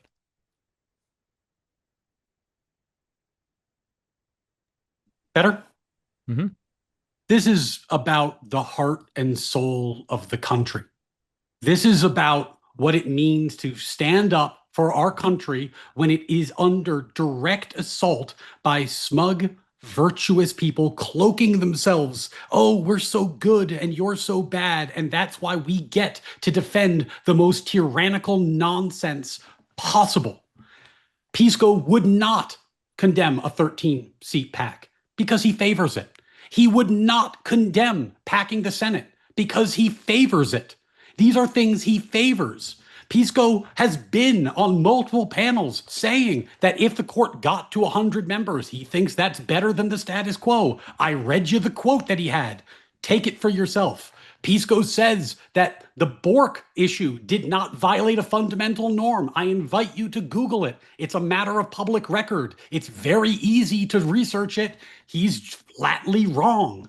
PIsco says that he wouldn't say whether he favors locking Republicans out of power, but he said that he wants them out of power for a long time, and he won't condemn any of the proposals that would do that exact thing. PIsco just talked about administrative reasons for packing to 13. Here's another quote from PIsco. From another panel, this is from the 2v2 debate on his show with Pondering Politics, which he titled Total Domination. Quote, "We're the ones who are being honest. People like Doug Ducey," this is me paraphrasing, "who say they're court packing for, quote, administrative reasons and caseload. They are the liars. What we're saying is, yes, we are doing this for a partisan reason." Now suddenly he wants to talk about administrative burdens. Okay, sneak it in your closing if you want, PIsco, but everyone's heard what you have to say on this matter. The issue is this. For years, the Democrats have correctly, at times, pointed out the bad things that Trump has done. And I've been criticizing them because it appeared that they were using this to gather their strength to do something awful. And now that day has come. They are advocating for tyranny, open tyranny. And in the case of James Carville, they're advocating to deceive the voters about it. And here's how easy this is. PIsco, you can go on his Twitter, I don't need to quote him because I've quoted him enough, is in favor of the Democrats abolishing the filibuster if they get in power. He said it many times. Do you know how easy it is to get 2 more states into the Senate? Into the country? All you need to do under the Constitution is pass a law. So the Democrats get in power, they pass a law, expand the court to 13. All they need is a majority because they bust the filibuster like PIsco wants. Then these new states have extra votes in the Senate. Now they have a 4-seat cushion to protect themselves going forward, and they have a liberal court to protect them going forward. And if all of this is what PIsco and the Democrats support, I ask you, why wouldn't the Republicans nominate Justice Alex Jones and Justice Mike Liddell today, because I think maybe they'll have something to say about the next election. If we're going to cross the red line and get to the point where people are using tactics that have not been used since the Civil War era, and they were not used since the Civil War era, because that's basically the last time it was appropriate, to do an unprecedented court pack in size and scope never before seen in this country, because I guess the Republicans are bad and they don't like them. They want to keep people in California and New York in power the way PIsco is described. That is tyranny. That is tyranny. And you and I and every American who values the Declaration of Independence, who cares about the values this country was founded on, ought do everything in our power to oppose them, because that is this magnitude and seriousness of what they are proposing. And PIsco knows it. That's why he wants to talk about syllogisms and hypothetical positions he doesn't hold, because he's hoping he can make tyranny and evil look banal and logical. He's hoping to distract you. But everybody saw what they actually want to do. Everybody saw. I yield my time.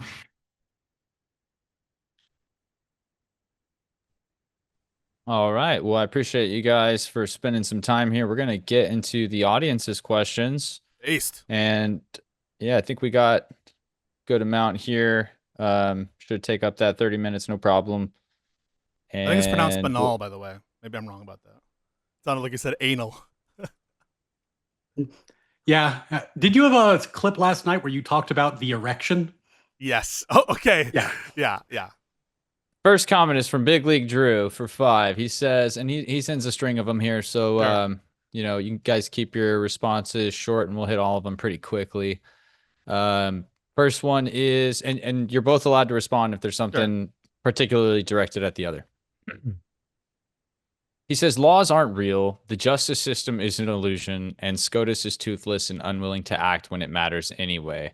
But the next one has a question, another for 5. It says, did you think it was correct when RBG was physically unable to fulfill her duties but refused to resign for political reasons? I'll let you guys answer that before I ask the next question. Do I think it was, so let me start with the first one. I don't agree that like law is meaningless, or, I mean, I think the fact that people obey laws means that there's like some meaning to them. And I don't think that they're like real in the way that like a table might be real or something, but I guess I don't know what that's driving at. As to RBG, I think that she should have resigned under Obama, but yeah, I don't think that, and I think in general, if we were in a normal state of affairs, I think in general, yeah, like if you're not capable to do the job, you shouldn't be in the job.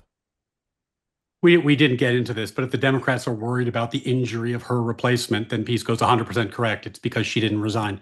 She could have resigned during Obama, and they would have been able to put up a nomination. She didn't. I agree with PIsco that on any partisan calculation, it was a wild mistake on her part. Okay, here is Big League Drew's follow-up question for another 5. Appreciate your support, Drew.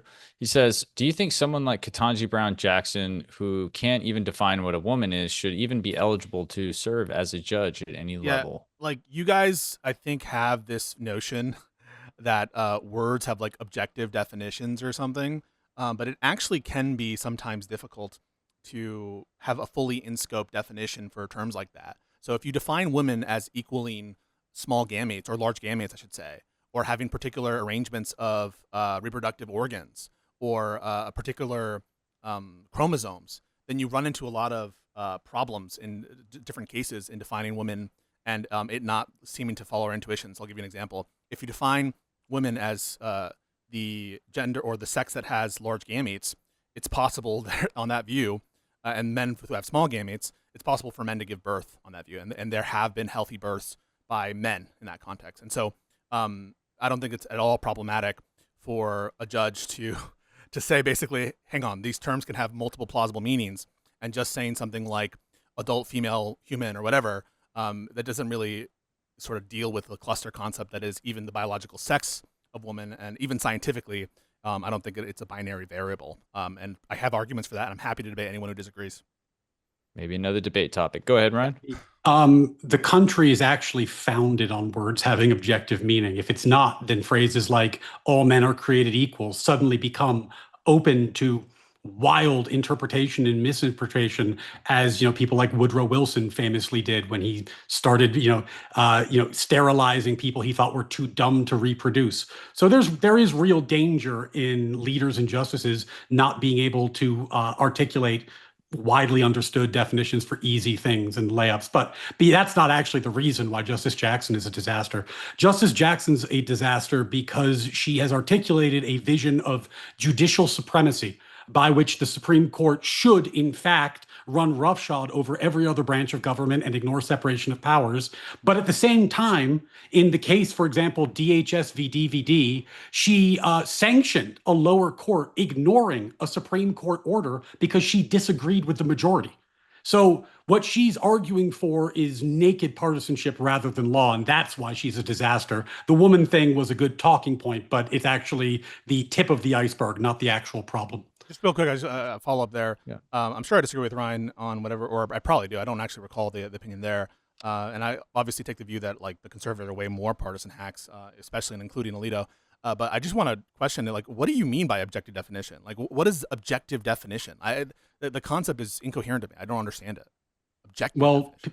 PIsco, if you want to find out, I recently on my channel had a conversation with Lance Bush, who was, I think, the leading anti-realist philosopher in the YouTube space. Where you talked about objective meanings to words?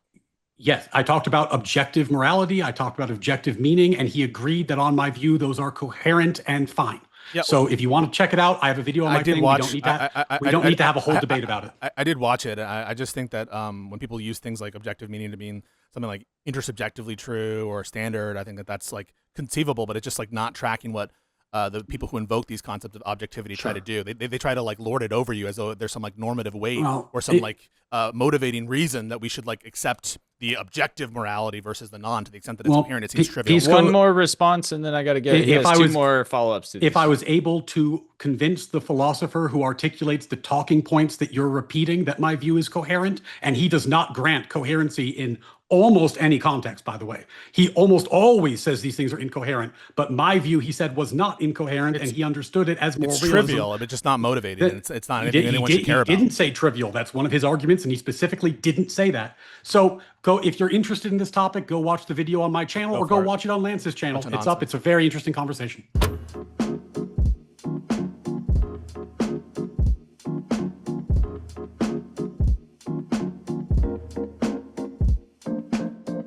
All right, next one from Big League Drew was a follow-up that's okay. So there's two. One is a response to PIsco's statement to the first question. I'll just read that one first and then get to the other question that he has, which was okay.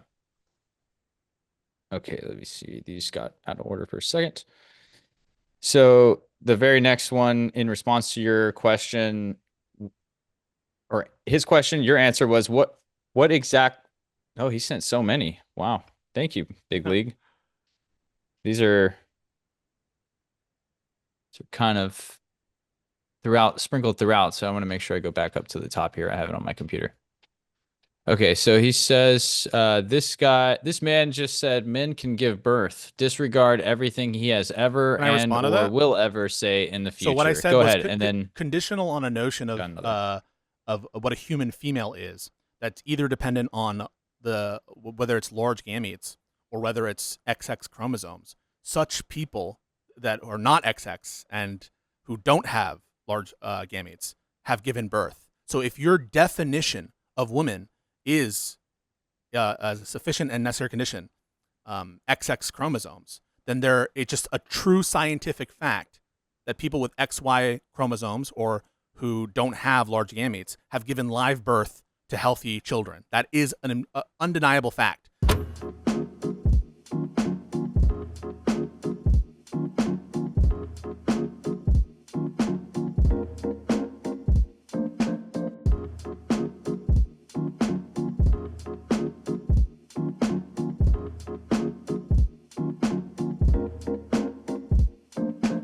I mean, if Pisco can point to evidence of a small gamete producing human who gave birth, I'd be delighted to see it. I'm unaware of that ever happening in the history of human speech civilization, but maybe Pisco has some evidence. Either way, it's irrelevant to today. I do think the larger point is that when you're talking to somebody who is going to dive into the absolute minutia and try to get into this tiny ticky-tacky definitions in order to Nice avoid rhetoric, character attack, the larger character attack. point, then yeah, I think that you do, and you do know what they're up to. You do see what their game is, and I You're understand just why like he doing gave the noises chat to be because like, it don't, looked don't what like this happened tonight. guy. He's nitpicky. He's nitpicky. Don't like this guy. Do you really think that that's like a good argument?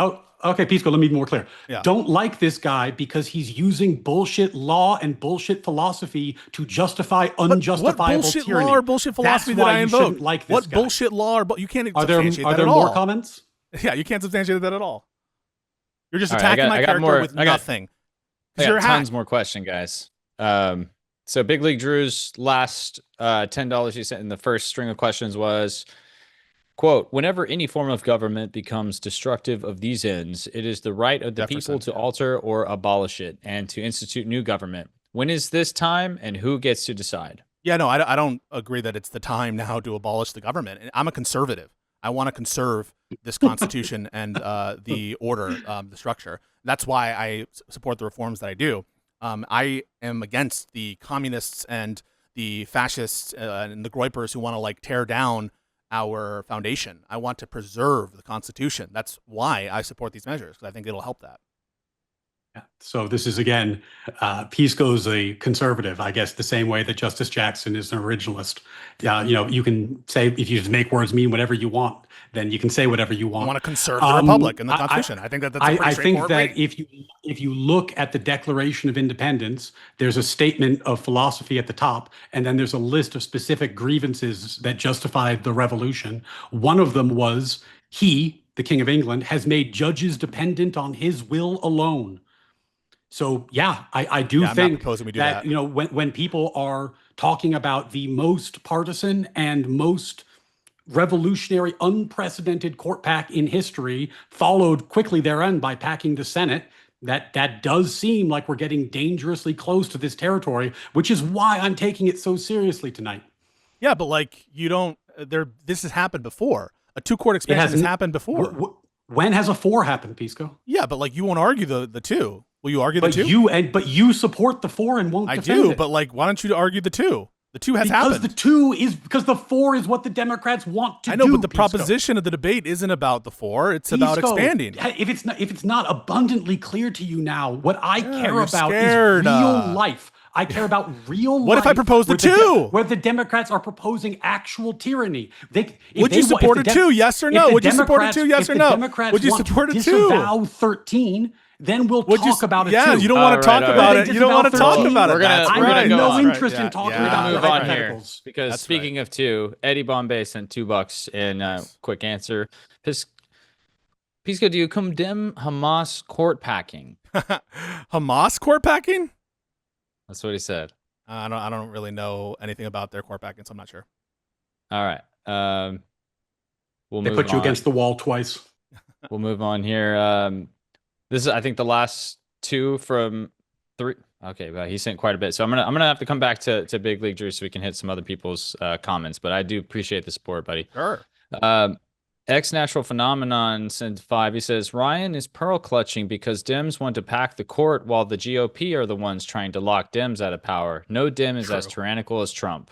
Well, you know what? This is so easy for me to resolve because I can say I am opposed to the Republicans locking the Democrats out of power. Hey, Pisco, are you opposed to the Democrats locking the Republicans out of power? If by locking out you mean legally preventing them from winning, then Expanding the Senate, expanding the court. Yeah, I don't view that locking as out of power? locking out. That's just All right. That just so for example, if we make Puerto Rico a state, in what sense is that locking Republicans out?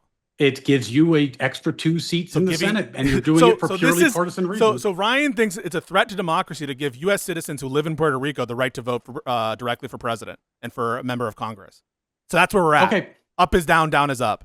Hey, Pisco, if we break Texas into 3 states so we get 6 more votes in the Senate, 4 states, let's make it 4 so we get 6. Would that be a problem for you? No, I think that I would have a problem with devising it in such a way So specifically a state where there's already representation, where people already have the vote, they are on equal terms as everyone else. To do no, that. It's totally unfair. Texas is so big. No, Delaware gets 2. Texas should get 6. Puerto Ricans don't have any votes. Because they're not a state, Pisco. Yeah. So I think that they should. You're like, it's against democracy to have more states. I'm like, yeah. Do you remember like Hawaii and Alaska and all these other states that we did? That was against democracy then, I'm sure. So for those of you keeping score, Pisco favors packing to 13, and Pisco favors packing the Senate. Wait. Okay. By packing the Senate, do you mean giving?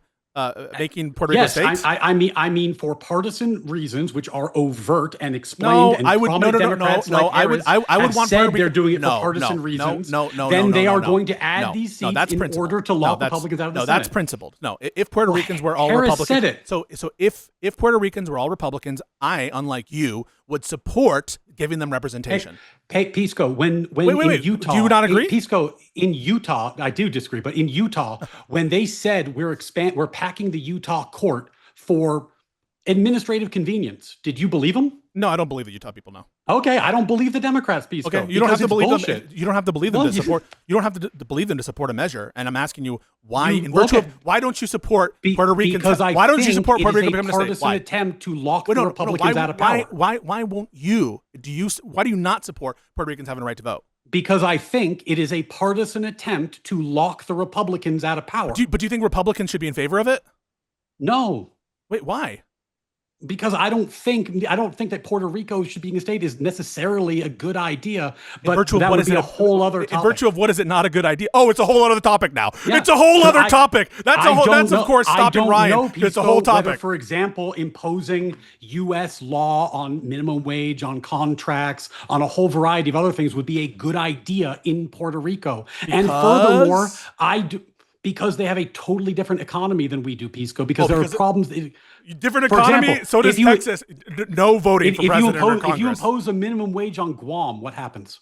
A minimum wage? I don't fucking know. I don't know it becomes illegal to work because nobody makes fucking minimum wage in Guam. Yeah, I don't know. So there might be reasons to tailor your remedy so as not to destroy the economy of the given places. But in general, I think it's kind of weird that you're like, oh, I'm against giving representation to a place because their economy is different. No, I guess that's true of the colonies. We got to move on after this response. I'm against giving representation to a place because it's clear that the entire purpose of the conversation is absolutely partisan power, which you have endorsed as a good rationale in multiple conversations. Well, here it's overdetermined. It's a good idea because it helps Democrats in my view, but it's also more foundationally and it's an independent rationale because they deserve to have sovereignty, the people of Puerto Rico. All right, so this next one here, kicking it back over to Pisco. Leningrad sends 5. He says, Pisco, can you engage with the necessary entailments of your argument without dismissing them as irrelevant to the letter of the argument? I absolutely can. Yeah, no, I absolutely can deal with the necessary entailments of the argument. And I don't know. What are you raising that's a problematic necessary entailment? If you don't spell out what the problematic necessary entailment is, then I don't understand or the thing that's such an absurd consequence, then I can't really respond to it. I don't think that there are, maybe there is. Maybe we can work together to find some absurd situation. But I don't think Ryan's done a good job of showing what the absurd necessary entailments are. PIsco has said that the consequence cascade won't happen, and the reason that he said that is because he believes the status quo is so horrible that even if you get to 100-member Supreme Court, as Brad Palumbo said, it would be virtuous because 100-member Supreme Court would be better than the status quo.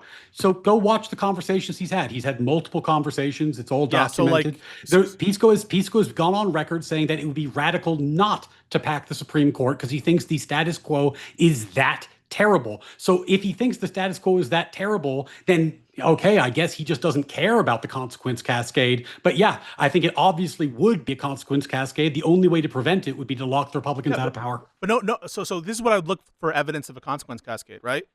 Things like this happening before and causing that, right? Nothing like this has ever happened before. But that's on your assumption that's a 4-person pack, which isn't entailed in the proposition. It is the thing the Democrats want to do. But that's not what we're here to debate, Ryan. You would point to evidence of things like... I don't care about your argument. All right, put that aside. All right, I heard it. Or you don't care. You don't care about lying. You don't care about to sandwash tyranny, Pisco. Okay, cool. I don't care. Cool. I'm here to defend the country, not talk about your You're not here to actually debate the proposition. Got it. Yeah, we all understand that. So putting that aside, right? I would look to historical evidence of like similar things causing this. I would look to contemporary examples of state Supreme Court pacts where such things have occurred. I would point to some kind of like data or something, or some kind of like strong intuitive feeling perhaps that I would share. But there was nothing like that on offer. It was just like, this hasn't happened before, therefore it will happen. I mean, I just don't understand why that's compelling. Ryan, quick response, because the next one's for you here. This is exactly the game, right? PIsco wants to not debate the 4, which is the thing the Democrats want to do because he knows that's unprecedented, and then say, hey, you can't show historic evidence that this unprecedented, never before done thing that we're planning to do will have a bad effect because, of course, it's never happened. So I can't have historic evidence because it's never happened before. And then he's going to retreat to this. Oh, but what hypothetically if we did this 2-seat thing that I actually think we shouldn't do, bro, and that the Democrats don't actually support? You agreed to the topic. This Why are you crying? Oh, you agreed to it. What PIsco's doing. He is sane washing tyranny, and he knows better. You agreed to the topic, and then you lied about it, and now you're crying. Why won't you debate something different? I'll schedule that with you. Next question here. Big League sends another 5. He says, Ryan, you keep saying tyranny, but democracy is tyranny. Do you also reject democracy? Democracy is not tyranny necessarily. It's tyranny if it infringes on natural rights, and there's some other criteria. If it becomes arbitrary, if it becomes one party, if it becomes if there's no method for the minority to have any representation. There are ways that democracy can become tyrannical. It's not inherently tyrannical, though it can devolve into tyranny pretty easily if you're not careful. This is a really good question, because the reason I started with the Mitch McConnell quote about the people getting a say, right? The whole argument for the non-hearings of Merrick Garland is the people should have a say on the future of the Supreme Court. Well, if you hold to that, if Mitch McConnell was right about that, and if it's not problematic to have that be an incentive, why wouldn't the people's representatives, through bicameralism and presentment to the president, why shouldn't they have a say about the composition of the court? That was Mitch McConnell's rationale. So yeah, if you think that there's something inherently tyrannical about having the court being more responsive to the democracy, talk to Mitch McConnell, but we are going to respond in kind according to the neutral self-defense principle that I laid out. Watch the game. Oh, we want it to be responsive to the people, but again, as I just said, if you take away the safeguards, then democracy, I agree with the super chat, can become tyrannical. So what's PIsco want to do? Oh, yes, let's have bicameralism and presentment. Let's put it through the proper process. But before we do that, let's get 4 more seats for the Democrats in the Senate. Let's abolish the filibuster to get rid of the procedural protections, and then we'll do the process. Yes, this will prevent the 51% from voting to beat the 49% forever with sticks. This is the democracy PIsco envisions. The one where, as he said to Destiny, the people in California and New York get to run the country as PIsco prefers. All right, so this next one, Mr. Far from Jordan for 5. He says, moderator is MIA. Why is every other word from Ryan 13? Unhinged performance from Ryan. Waste of time and breath. A new low. I appreciate I think the people understand that like a debate is when you're supposed to debate like a topic. We agree to that topic, and you can be like, but he's sticking to the topic. That's bad. I'm just like, okay, then watch Ryan give a speech or something. I mean, I came here for a fucking debate. I don't want to be like in the position of trying to stay to the norms of debate and being accused of like, I don't know, being shifty or a liar when Ryan's just being a bitch and not addressing the argument. I came here to expose you as a snake who wants to impose tyrannical restrictions on the country, and I did. That's why I came. Understandable perspectives. Yeah, I definitely try to do my best here. Understandable perspective.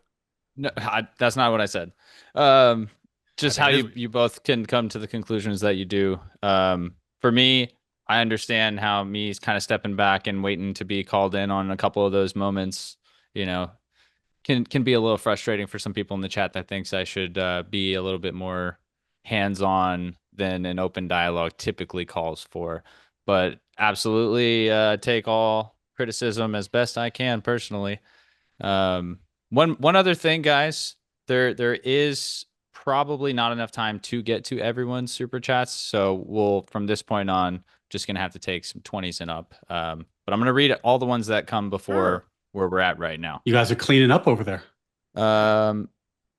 So we got Even Lord for, this is for kind of Ryan, I guess. He said, Ryan, amazing job making Destiny rage quit on Nor. Appreciate you, buddy. That was funny as hell. Wait, but I watched some of that, and it was actually another pathetic performance, because like at a certain point, Ryan was like 9-0, 9-0, 9-0, 9-0, as though that were a legal argument, and then making like just like questions about realism and whether the court actually would, in a given hypothetical, address it in a given way, just in virtue of like what you think the consequences would be. So again, examples of like non-relevant arguments that don't deal with like the legal merits of stuff. And if we want, if we want to talk about section the 3, 9-0, yeah, let's do a section 3. If we want to talk about the 9-0, that's that's fun. PIsco is so extreme that he actually thinks that the liberal justices who voted 9-0 in favor of not letting states take presidents off the ballot were dead wrong. Maybe packing to 13 is not going to be enough for him. Maybe he needs to pack to 17 or 18 just so that he can get to show that I'm wash out those liberal justices. That's evidence that shows that I'm good faith. Got it wrong too. Wait a second. That's evidence. That's evidence Let's that go shows straight that I'm to 20, good PIsco. faith. Let's make it a nice round number. So the fact that I disagree with liberal justices from time to time shows that I'm good faith, right? Like the fact that the kind of packing that is on offer here wouldn't entail particular overturnings of views that I think are some of the most egregious opinions ever, means that I'm good. I'm not just trying to like center on specific opinions with the exclusive goal of trying to overturn them. And that's not what it's entail. I mean, I would support this even if I knew that we weren't going to overturn Trump versus United States, even if we weren't going to overturn Anderson or Dobbs or any of these decisions. It has to do with the argument that I presented. PIsco, okay, again, guys, you can go watch what he said in his total domination debate at minute 4 hours in, 11 minutes, it looks like. He said his arguments, quote, arguments on reform and expansion of the court are at their peak, at their maximum, when we are concerned about separation of powers. True. Because that's what the court has fucked up the most. Yes. They have totally skewed the proper separation of power on appropriations, on holding executive branch officers accountable as a matter of immigration law. And then he goes on specifically to mention the 9-0 Section 3 case as one of the examples where the court fucked up, justifying reform. I stand by everything I said there. I stand by every single thing. So that's why I think PIsco and 9, packing to 13 might not be good enough for you. You got to wash out those damn liberal it's all about voted, it's about in favor. No, of it's Trump about percentages. It's about percentages. That's what we care about. It's about what. It's your quote, PIsco. You listed it. What I agree with my own quote, and you misinterpreted, by the way, the other quote. You keep doing it, and I have to assume now you're lying, because I just explained to you and what I meant and what is evident from the evidence, where I was saying the virtuous aspect before he said the thing about the 100 justices. So you're now knowingly lying and spreading that line. I don't I'm asking you please to stop. I'm asking justification. It's not post hoc at all. That's clearly what I meant. Well, and if you watch my explanation, people heard what I said. The videos you're quote mining in a dishonest way. You're quote mining in a dishonest way. I gave the timestamps. Right. People can find the videos. He said what he said. We got to move on because I do want to circle back to some of the ones in the beginning where there were multiple. Are you going to like take back the accusation of Josiah and Wick colluding to take you off of that panel? Fuck no. Yeah, because you'll just accuse people without any evidence, right? You'll accuse people of stuff and you have no shame whatsoever. Yeah, Josiah I read all those texts. There was no collusion. Okay. There was never any communication. You're a worm, man. You're a worm. What can I say? If they let me on the panel, the same thing would have happened to him. You're a worm. Happened to you tonight. So you levy accusations without evidence because we're gonna move on here. Jacob Foreman for 10. You might want to address this, PIsco, because he is claiming you are a power-hungry bastard, just like the rest of the Democrats. Republicans won't even pass a voting integrity bill because they are afraid of power. You're a joke. Yeah, no, I mean, like, if your read on the relative parties is that the Democrats are the ones who are power-hungry and, like, most norm-violating, then you're just, like, I think, totally lost. The Democrats, if anything, I think, are far too weak when it comes to having accountability and structural reform needed to guard our republic. And no, my argument that I levied here is neutral in its terms. The only way in which it inures to the benefit of the Democrats is that the injured party, as a result of the initial violation here, was the Democrats. That's why, just in the same way as if someone attacks you, right? The benefit of self-defense is given to the defender and not to the attacker. And that should be understandable to people who, like, comprehend basic self-defense. Well, okay, I feel pretty attacked with all this Senate packing and court packing coming from the Democrats. Better defend myself. Okay, Ryan, we got one for you too here. C Gotch 87. I'm trying to go back and forth here like a zigzag. Ryan needs another Crucible debate course. This is just sad from him, from C Gotch 87. I appreciate that. I think actually, if you go back and watch my debates, you'll see that I never take this approach. And one of the questions that you might ask yourself is, why would I do it here and never before? Never before have I taken this approach. And the Have I reason not is addressed because the of prompt and lied about it? Yeah. because the gravity of the situation demands exposing what is actually happening here. I've never been totally irrelevant and horrible and embarrassing before. I did this because I needed to do a meta little performance for the Facebook dads. Okay, we got to circle back here. Big League Drew asks, to both, how long has your family been living in the United States? A real long time, depends on which side. I don't quite know off the top of my head how many generations. It's and it forks quite a bit. So depending on which side of the family tree, between like one and many, many, many generations, there's a mix. And the quick follow-up before PIsco answers, this is also to both. How do you think you'd feel if you didn't eat breakfast today? Normally hungry, but you know, I get pretty ramped up on adrenaline right now, so I don't think I'd notice. All right, go ahead, I PIsco. did have breakfast, and so I can't answer that question. I did have breakfast. As to the longevity, I was born in this country. I'm first generation. My parents were not. I'm not going to get into how many years, but I was born here. Awesome. Appreciate you guys getting that answered. Big League Drew has been on one with the questions here, which we appreciate. Truth or Volt TV for 5 says, James, step in and do something about this trash debate. Why should I stay subscribed when you bring on low tier debaters? I don't get to decide how people choose to debate on the thing. I can just say, is that a concession, or let's stay on the topic, and then after that, that's kind of what it. I think you did fine with moderation. Appreciate it. Everybody's gonna have an angle. I'm trying to be fair as possible. Mr. Far from Jordan for 2 says, what is Ryan taking a no position on? I'm taking a no on the Democrats should not enact a plan that they have announced publicly to pack the court to 13, pack the Senate, and lock the Republicans out of power, which they apparently plan to do and which PIsco can't even disavow. I'm taking a no on that. That's one of the plans. Wait a second. That's one of the plans that I support. First of all, it's not the Democrats' plan. It's one guy and like a couple other people. That's Ro Khanna. So first of all, you're just misconstruing what the plan is and giving it this like air of importance. And number 2, that's not the proposition of the debate. So we can't even get a clear answer on whether Ryan disagrees with the debate proposition. That's insane. We're past the end of the Q&A and we don't even know your perspective on the proposition. Let's burn the country down and worry about the syllogism in the proposition. Got any more?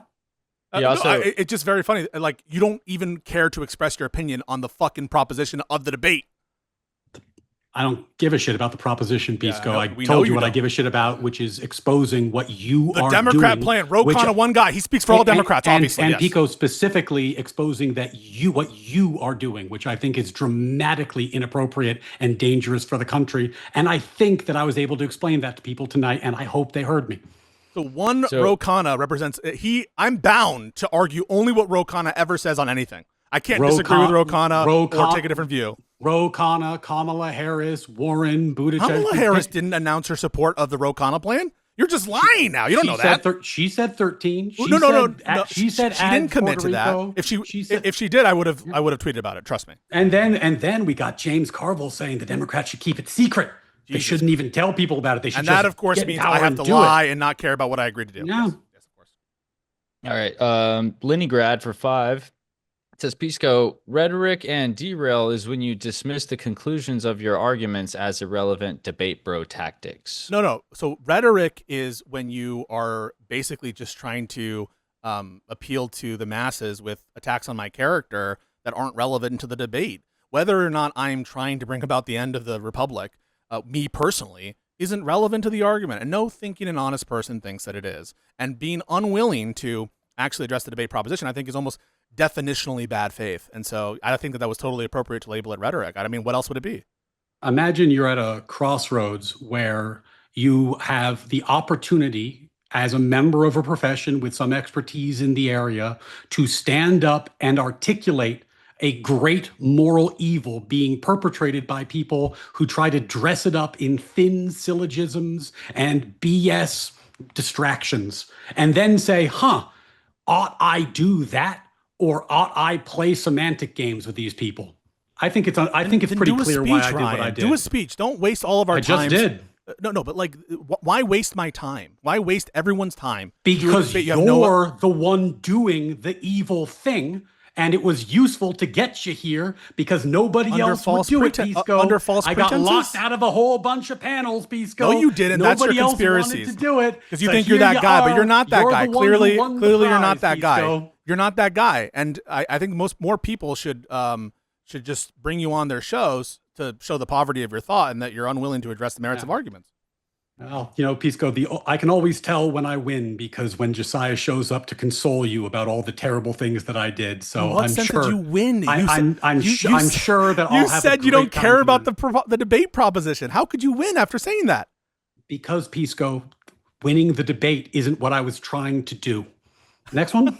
I was trying to be. Okay. This is kind of what we're talking about right now, I guess. Darude Boy for 10 says Ryan is terrified to actually debate the prompt. Don't fall for his derail, Pisco. Well, I think we talked about that sufficiently. If I need to add more, I can, but I think we just talked about that. Yeah, that's what I was thinking. And then David Woodman C for 10 says, Pisco, your first premise is false on its face. There was no harm done to Democrats.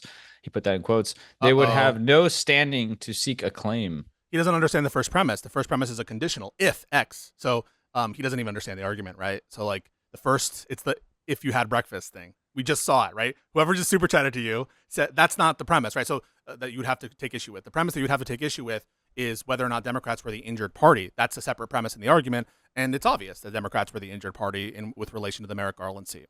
Now you can say that's not objective, true definitional court packing. I mean, you can call it whatever you want, court packing, court schmacking. I think that the argument stands on its own 2 feet on the notion of court packing that I presented about irregular and actively driven changes to the composition of the court, and on that it follows. All right. If you want a quick response, otherwise I'm just gonna move on to the next one. We read that. Okay. To Credible Hulk for 10 says, fully elucidating the intentions behind your position is not a personal attack. Crying for the moderator when Ryan provides examples of your biases is bad form and worth an instantaneous debate loss. Wait. So how is my intent relevant to the debate proposition the Democrats should expand the court? How is that relevant? It's not relevant, guys. So stop coping. This is the kind of shit that people like Andrew Wilson and whoever the school of debate people do, where they think these kind of like optical or just attack on people's character are de facto relevant. They're obviously not. I could be the worst person in the world. It could be a robot giving these arguments, and the arguments speak for themselves. That's what should be addressed, and not the personalities. The issue that I came here to talk about is a plan that the Democrats appear to be coalescing around, justified by the thin veneer of Trump bad, and justified by Pisco tonight by his implication because he won't condemn it because he supports it. So I think that's worth talking about, but we've explained this over and over again. Next up is Bless My Vibe Code for 10. Folks, this is why politics is so ruined. These are just 2 lawyers. Imagine an entire Congress of these types of personalities, which we have. That's why it's gotten so bad. Notice the parallels? Yeah, I mean, like lawyers do ruin everything. I don't think that, unlike Ryan, or maybe, I don't know, like people have this like vaulted sense of the legal profession. And I think at its best, it deserves that praise. But just because someone's a lawyer doesn't mean that they're like a good person or a smart person. And so I try to resist people who be like, oh, he's a lawyer. He's like, as though that's like really that special. It's not that hard to be a lawyer. All right. Lenny Grad for 10. Lenny, I'm going to have to move on from some of your comments. I want to make sure everybody who sent a little bit of these larger ones gets read. Pisco, did you convert to Islam or did you learn Taqiyya all by yourself? No. I've heard Taqiyya because that was, I think, Adam Sosnick or something. I heard that one time and it made me laugh. No, I'm not Muslim. I don't believe in Islam. I don't support Islam as a religious precept, so I'm not Muslim. All right. Blasterbot Y2UK for 20. Appreciate you. Says Pisco can't actually defend his position. He and his party hold, so he wants to argue positions they don't hold. What a weak person who is willing to sell out everything for just an optical win. So we can schedule a debate on the Ro Khanna proposition, and I'm happy to do that, and I'm willing to defend it. But I'm here to defend something that was agreed to, and that's a court expansion of any amount, right? It's just Democrat court expansion. And so given that, I think it's much, both in terms of the flow of the conversation, it simplifies a lot of things to start small and see where we disagree and where we agree. That makes total sense. No one's scared to defend that. And for you to construe it as the Democratic proposal, it's just not true. That is one member. It would be like saying, by the way, if Massey proposes something, it's the Republican proposal, right? It would be no different than that. It does not have the imprimatur of the entire party. Harris, Ro Khanna. There's been multiple prominent Democrats who say it. Harris has not endorsed it. Harris has not endorsed it. You won't defend it. And I'm willing to defend it. I'm willing to defend it. You support any number of horrifying positions that I've articulated tonight. I think that's worth talking about, Pisco. I think that's worth exposing. And by the way, about the debate prompt, just to be clear, your original prompt was the Democrats are justified in expanding the court by 1 seat. I said I am not debating that prompt and removed the by 1 seat language. And then you said to me, that's how I take it. And I said, you can take it any way you want, Pisco. No, but that's I made it as clear Democratic as possible expansion. So that I was not going to debate increasing something is expanding it, Ryan. Expanding to 13 is expanding it, Pisco. I know, but the notion of expansion isn't limited. Pisco, to just one metric. You told me how you took the prompt, and I said you can take it any way you want. If you were not prepared for me to talk about your positions, that's on you, buddy. Wait a second. So notice this is more bad faith. So right. So they're public tweets. You can find them. He's recounting an exchange in which I was trying to be clear and dial in my semantics to make sure that we were and he's like, I would rather things be unclear. I would rather not agree beforehand about what we're debating. I'd rather keep it ambiguous. And when I was clear, this is like what we're here to debate, and that's what expansion means, is if you expand by 1, it's expansion definitionally. He's like, I don't care about your attempt to clarify semantics. I want to keep it vague, ambiguous, and he doesn't even tell you his disposition on the prompt of the debate. In what sense can he say that he's being forthright about his position? I told you, Pisco, you could take it any way you wanted. It's a shame you didn't want to defend your positions. Real quick, chat, I am ending the poll right now. If you guys want to go see what that was, for who had the more persuasive arguments this evening, that's in there. I think 268 people voted. And then I'm going to start another poll. And this one, I'll let you guys know, debaters, in advance. Who would you rather have as a lawyer? That's a good one.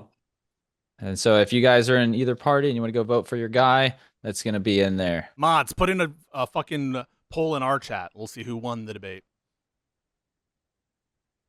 Yeah, that's the best way to do it. Personal. I mean, that's what you care about, right? You're like, oh, these two people in the Word War debate audience, they thought you won. Like, oh yes, I love this.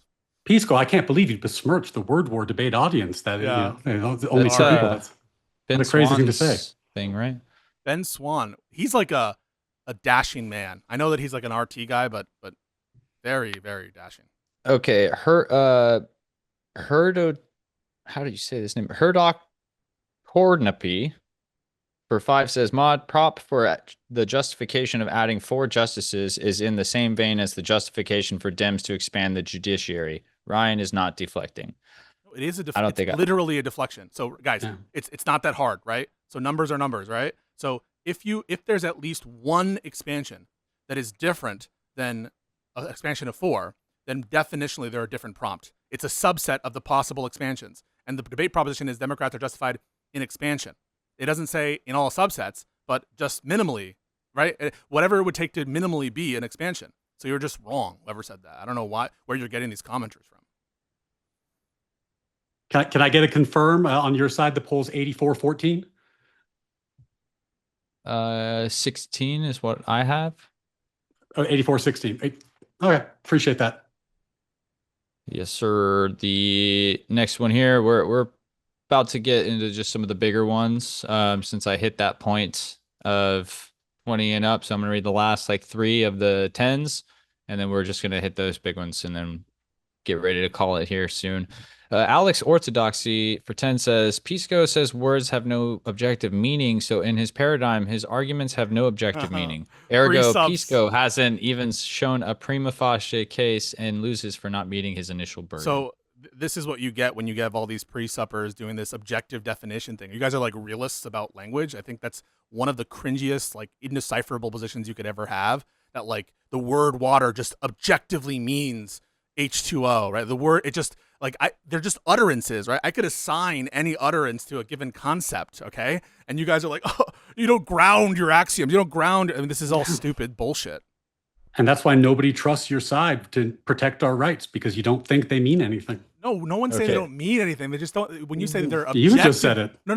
No, the notion of objective meaning to utterance. Yeah, what the fuck does that? Wait, Ryan, what does that mean? That's why. What is an objective definition? What's an objective definition? That's why we trust Pisco. I know you'd like to get into a new debate. Sophist. It's all right, wait, tough, we got to power through Pisco. these, guys. It's we got to tough. power through these. X Natural Phenomenon sent another one. He says Ryan is a fraud and using his law degree to support Trump's power grab. He's projecting onto Pisco. Ryan grandstands and lies and runs from the topic. I mean, he can say whatever he wants, and I appreciate you donating. I made my positions on a variety of topics very clear. I agree with Trump a lot of the time. I disagree with him a lot of the time. I voted for him 0 times. So make of that what you will. Heard. We got some 20 supers coming in. Big League Drew says, first gen anchor baby thinks men give birth and wants to change the government. For the record, my family's been here since 1751. I think only, but not all women can give birth. But I'm the effing idiot. Got it. Yeah, you are an idiot. And let's schedule a debate on modern day debate if you want to debate actually what a woman is. I think you get crushed. 1751 has no objective meaning anyway. Explain what objective meaning is. Explain what objective meaning is. We got a few more comments. Smug. Yeah. I know. Like, so, it's not convincing anybody. Objective meaning, you don't even know it. And I can't even like say one sentence about what objective meaning is. So we got Rob Noor making a comment here for 10. He says, I don't want to skip this one because I know you guys are kind of all in the debate sphere. Pisco. Rob and I host a show every other Monday. Check it out. Law and Order. Okay. Best law and politics on the internet. I didn't know that's you guys where had Ryan a will crossover. condemn James Comey's investigation or the indictment because it was bad strategically. That's and bad actually, if you know the lore, my opposition to political prosecutions was so severe that Rob and I had a falling out, and it canceled the show temporarily. So yeah, Rob and I fight about that issue a lot.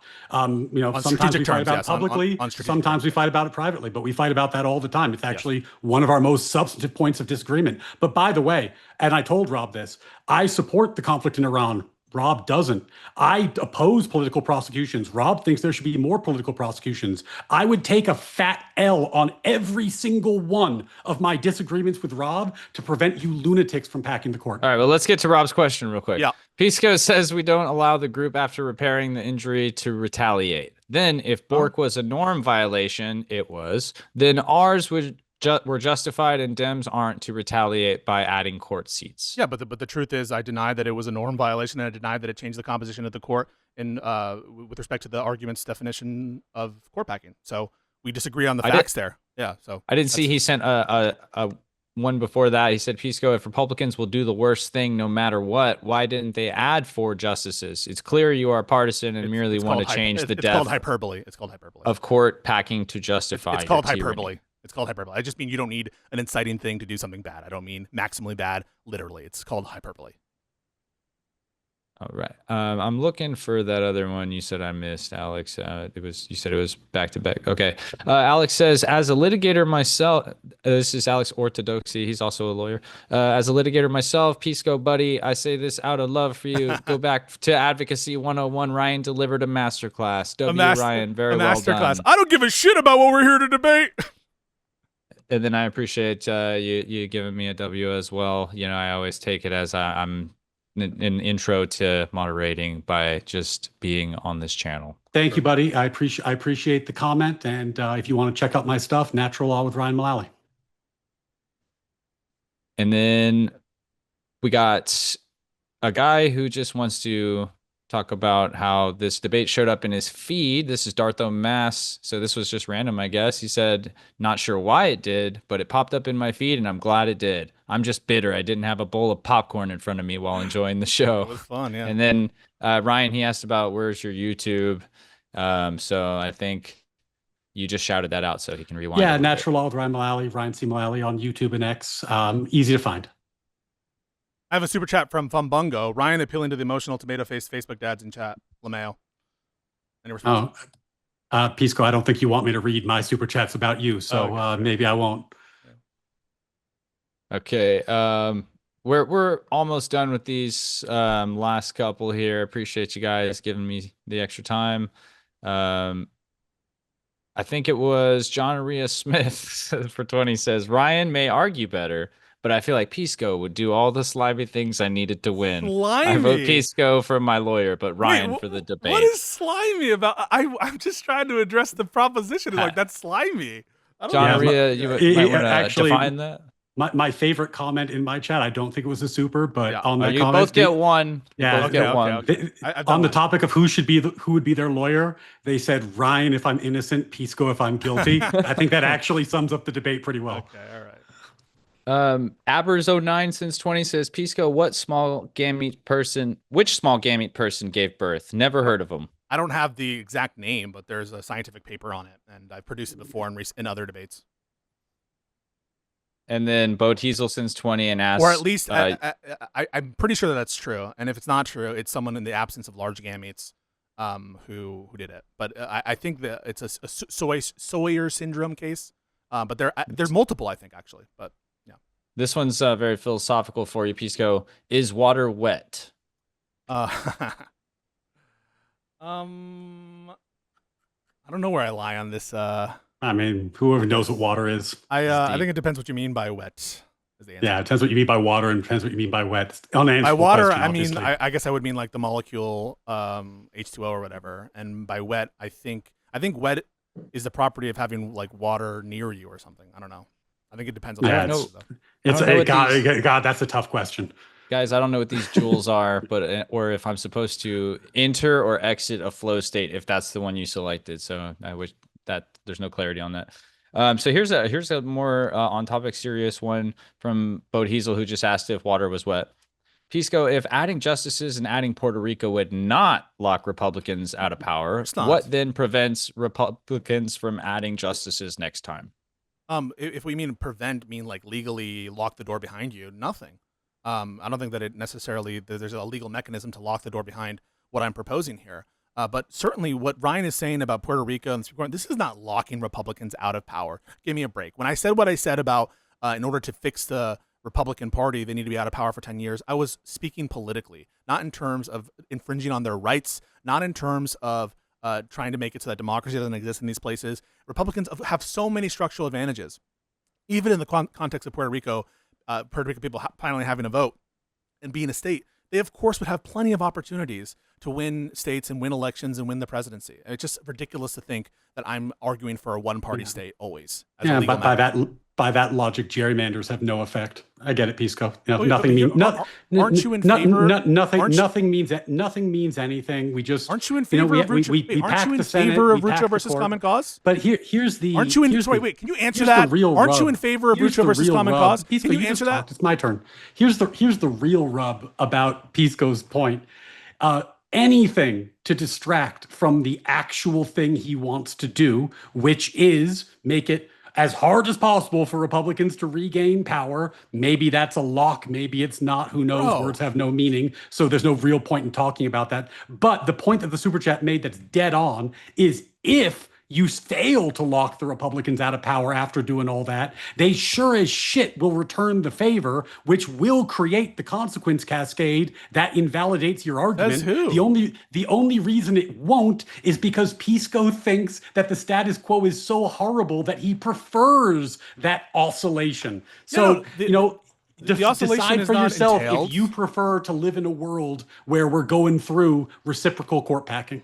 Yeah, the oscillation is not entailed, and I just don't think there's any support or evidence for Ryan's position that if Republicans were getting back in power and to reciprocate, that it would lead to the whatever he's saying the consequence is. He just has no empirical basis to claim that. So And, if the Republicans get in power, they'll just forget about it. They won't reciprocate I'm not because they're saying such that. lovely people. No, and then when the Democrats have it happen to them, they won't reciprocate. You know, the common human nature understanding is that when you escalate in this way, people will escalate unless they are prevented from escalating. Why didn't it happen in Georgia? Why didn't it happen in Arizona? Why didn't it happen in Utah? Why did it not happen in the PIsco, 1860s? these are very recent examples. Why didn't it happen in the 1860s? And the thing you want to do federally is unprecedented. Why didn't it happen in 1869? It's unprecedented. Why didn't the tit for tat happen in 1869? PIsco, because what you want to do isn't what happened back then. You want to do something unprecedented. Wait, a two-court expansion. The historic. You don't want a two-court expansion. But what a two-court? You want a here's the question. four-court expansion. What a two-court expansion? This is the nonsense that you do because you're going on a debate. So here's the question for you, Ryan. We're almost there. The actual politics. There. So. Last response, and then I got to move on. Would a two-justice expansion result in this inevitable? I am utterly uninterested in your point, PIsco. What I'm interested in is the fact that you are trying to sane wash the unjustifiable, and everybody saw it. Lost in Highway, I'm not moderating their responses necessarily at the end here. So just this isn't the debate anymore. This is talking with you guys. And then sometimes they can continue on their own talks here. So I'm giving them tons of time. Sure. Andrew Pakaczynski says to Mullally, oh man, it already slipped me again. It's all good. Mullally. Yeah. Mullally. Is it not true that if you're in favor of reactionary / preemptive court packing, then you are in favor of court packing, right? Yes. That's what I was trying to get to. I mean, I think that this is the reason why this is a norm and this is a red line. Answer the question, that ought not be crossed. Answer the question.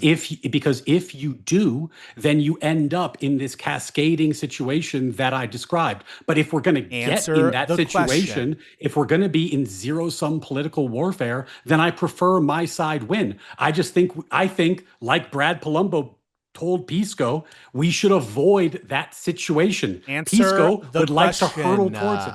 The question is clear. No. The question is. I did answer the question. What I don't have to do is answer the question in the way you would like. Hang on a second. And if you want me, PIsco, to give you a chance to talk, then you probably shouldn't interrupt me when I'm responding to a question. So if you want that courtesy, you should extend that courtesy, PIsco. Answer the question. The thing that bothers you the most about this debate at the end of the day is I just did to you what you typically do. I just used your tactics tonight, PIsco. I said, you know what? Oh, so on your view, you were bad faith. On your view, you were bad faith. So you admit so on your view, you were intentionally bad faith.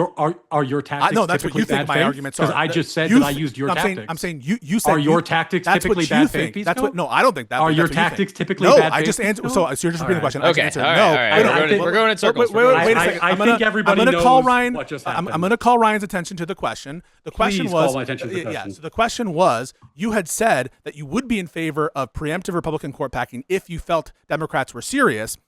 You do think Democrats are serious, therefore, aren't you definitionally in favor of preemptive court packing? I'm hoping to God they're not. I said that you're doing a hell of a good job of convincing me. I didn't say that. No, I said you're doing a hell of a good job of convincing me. Oh, so you don't think the Democrats' plan is serious? I don't know. I'm hoping to God it's not. I'm hoping to God it's not. All of this. I'm hoping to God it's not. Because PIsco, I would prefer not to burn the country down preemptively. It would have been really great if you could have said, "Hell no, that's repugnant. I'm against it." You didn't. What I said here convinced you that Democrats are serious? That this is something you're serious about. You're in a bit of a contradiction here because you said I don't have any power before. We don't need to relitigate the whole debate. 3 or 4 left here, and I appreciate you guys staying after here because we could have maybe wrapped it up a little sooner, but I like that you guys are hanging. John Maria Smith did send a follow-up to his other 20, and he says, I'll say it again with a 20. If PIsco doesn't admit cons are also justified, then it means libs aren't either. He loses. If he does admit that they are justified, then Dems are justified, and he wins the debate, but loses the ideal that's just very simplistic. Look at the argument, and if the conditions are met for Republicans, then it would be justified. They're not met. Now you could try to say, oh well, Bork, what happened to Bork is falls into that argument. I just think that that's like obviously false. And we can talk about that some more. But even if that is the case, that doesn't mean that two sides can't both be justified in doing a thing. So it doesn't even it's not even relevant to the ultimate disposition here. Chatter's 100% right, and Chatter absolutely understands what the actual stakes of this conversation were. Well done. All right, next 20 was from Leningrad. He said the fact that PIsco is now in favor of a 4-seat expansion, parentheses, and not a lower number in parentheses, is evidence of escalation from the past expansion. I've always been in favor. So I've been in favor of court expansion since what happened to Merrick Garland. One last sentence, and why his stance will only lead to further escalation. This has been my position. Maybe we haven't had as many debates as we are having about it recently, because thankfully, I do think that there are some Democrats who are starting to get why this is necessary and good. But this has been my position ever since the Merrick Garland thing, since 2016. So yeah, I mean, I have believed this for a long time. It's not like serial and escalating; it's consistent. Yeah, the escalating part is the 13. Okay. The amount I've never not been. So I can be in favor of a 2 and a 4. They're not inconsistent. I'm in favor of both. Either would be preferable to the status quo. Yeah, the issue, Pisco, is that you aren't willing to say that I'm not going to do the thing that is like obviously horrifying, which means that we can't really have a conversation about technicalities. It's like, for example, if I was like, 2 is not horrifying. So 2 is not horrifying. 2 is not horrifying. I'm in favor of burning the country down and putting in a monarchy. Then you might say, well, I don't know not. if I really want to talk to you about that. I don't think that you're operating in a way that makes me want to have rational conversations with you. It seems like I should expose Ryan's like, this is why I'm not rational. You're up to. So this is the cope. Ryan's like, this is why I'm not rational. I would be rational with you if you disavowed 4, and I would talk to you about 2, but I'm irrational if you don't disavow 4. This is why, and I said it in my opening, the point of me coming on here tonight was to expose what you are doing, and I did. Well, so just to be clear, definitionally bad faith. You can call it what you can call it. Pisco, you can call it whatever you want. And I do. What I wanted to do was expose your grift, and I did. Wait, grift? So you're saying I'm motivated by money? I think you're now. I know that you love. I know that you love baseless accusations. I know that you love baseless accusations. I know you love baseless accusations. You accuse Josiah of colluding, and now you're accusing me of grifting. Despite the Republicans, and I think everybody saw it tonight. You have no shame. You have no shame. Are there any you more will comments? accuse anyone of anything because you have no shame 2. and you're a smug asshole. That's why you're doing that. Yeah. See, there you go. 2 more that just came in. I'll read one that's Justin O'Dizzle for 20 cents. It says, if Alberta successfully secedes from Canada because it's too PIsco, can we add Alberta as the 51st state? I have no view on the Alberta matter. I am against America in general absorbing parts of Canada while good relations with Canada. In a perfect world, if there was some sort of consensual arrangement with the government of Canada, I don't have a problem in principle with Canada joining America. I think that that's pretty based. But in general, I think that should be consensual, and we should have good relations with the Canadians. Right now, they don't like us. Quick response, Ryan, so we can get to the next one. I have no strong position on Alberta. Right. Fair. Herdock Tornapi sends another 20. Thank you. He says, PIsco's example of a small gamete person giving birth was a person with XY chromosomes having a uterus with no gametes. This is just an exception proving the rule because almost all persons with XY don't have a uterus. So if you grant that there's at least one person who is not definitionally female who gives birth, and if you take XY chromosomes to be what male is, then I think you're conceding definitionally that it's possible for a male to give birth. I think that there are cases of small gametes producing individual who gave birth. Certainly there is of XY. But yeah, no. I'll follow up on the specific formation there, but certainly the one that a lot of people will point to is as chromosomes that has been found in nature. And if it's not, and by the way, even if it's not true of nature, it doesn't mean that if it happened, it wouldn't be true.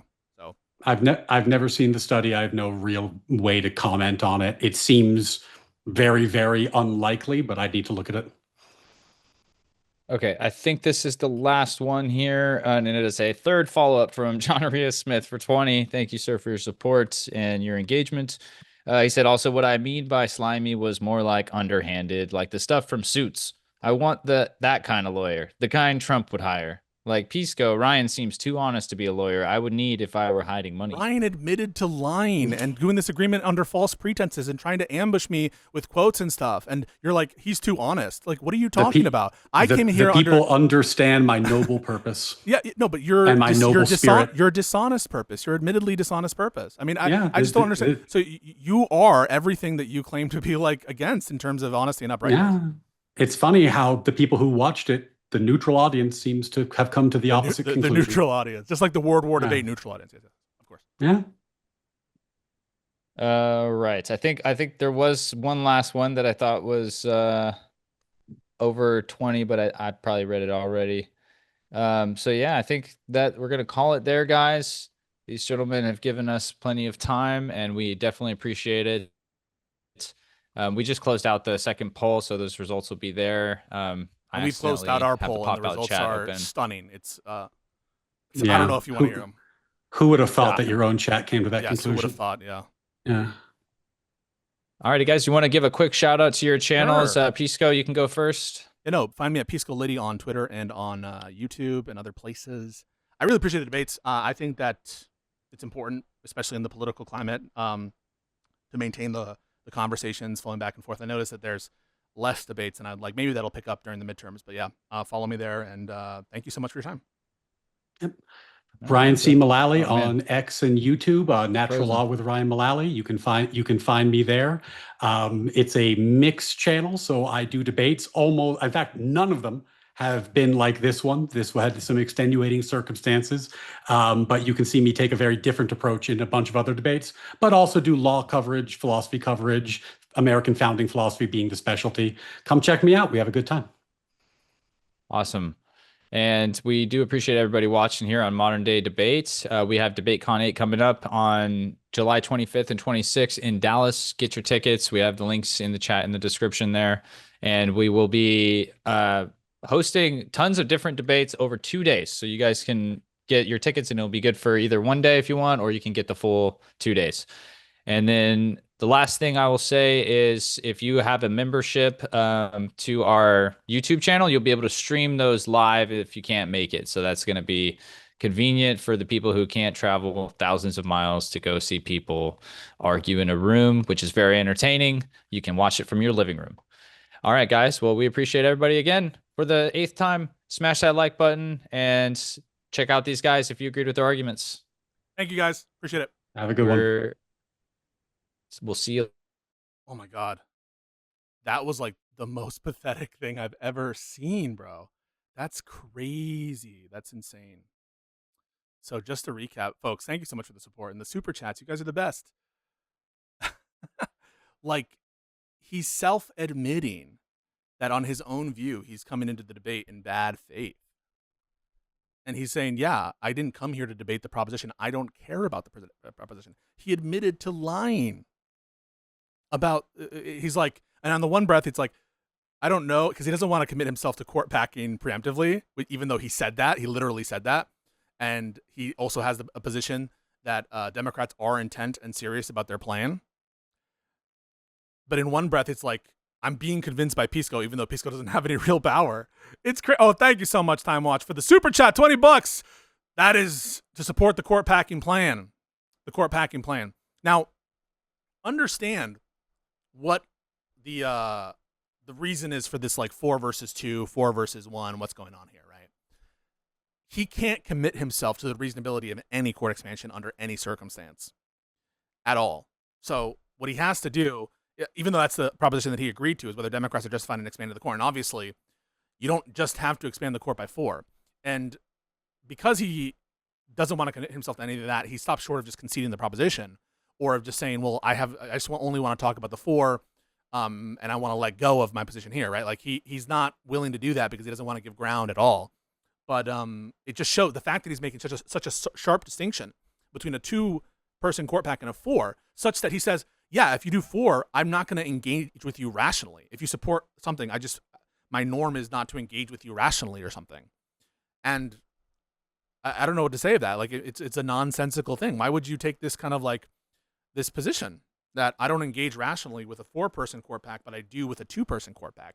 And that's kind of giving the game away that there might be some reasonability or rationality or whatever, or virtue or justification for a 2-person court pack. He was at the end unwilling to even give a disposition on the agreed upon prompt, self-admittedly. And by the way, 85% plus support for PIsco, so absolute win. The host botched my super chat. I wrote, "Do you condemn Hamas court packing?" The joke became being it's the Hamas argument but edited to court packing. Yeah, no, I appreciate that. And I'm not like scared of my other positions. I argue them all the time. I say them. There is a huge deception when he's saying that thing about the 100-person oscillation and the court being like rudderless and stupid. And when I'm saying virtuous, it's not responding to that part of what Brad is saying.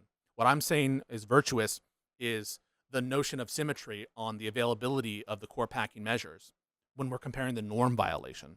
That's very obvious because I say that that's a virtue before Brad says a thing about the 100. I can just show this to you.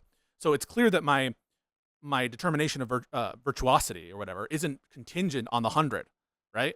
And when I say in response, I don't say, no, it's virtuous for the court to be destroyed and for there to be 100 people on it.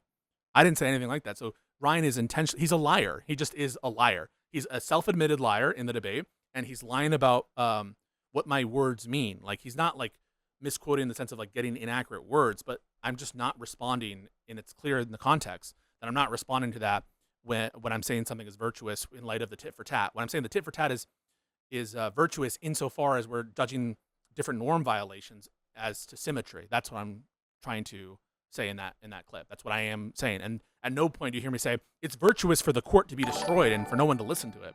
I never even imply that. That's an absurd position. He's gonna keep on trying to use that quote, that quote, which is totally not what I'm trying to say. And after I explained it to him, he's going to continue to use that to try to denigrate me. And he's a demagogue, in other words. He's a demagogue and he's a liar.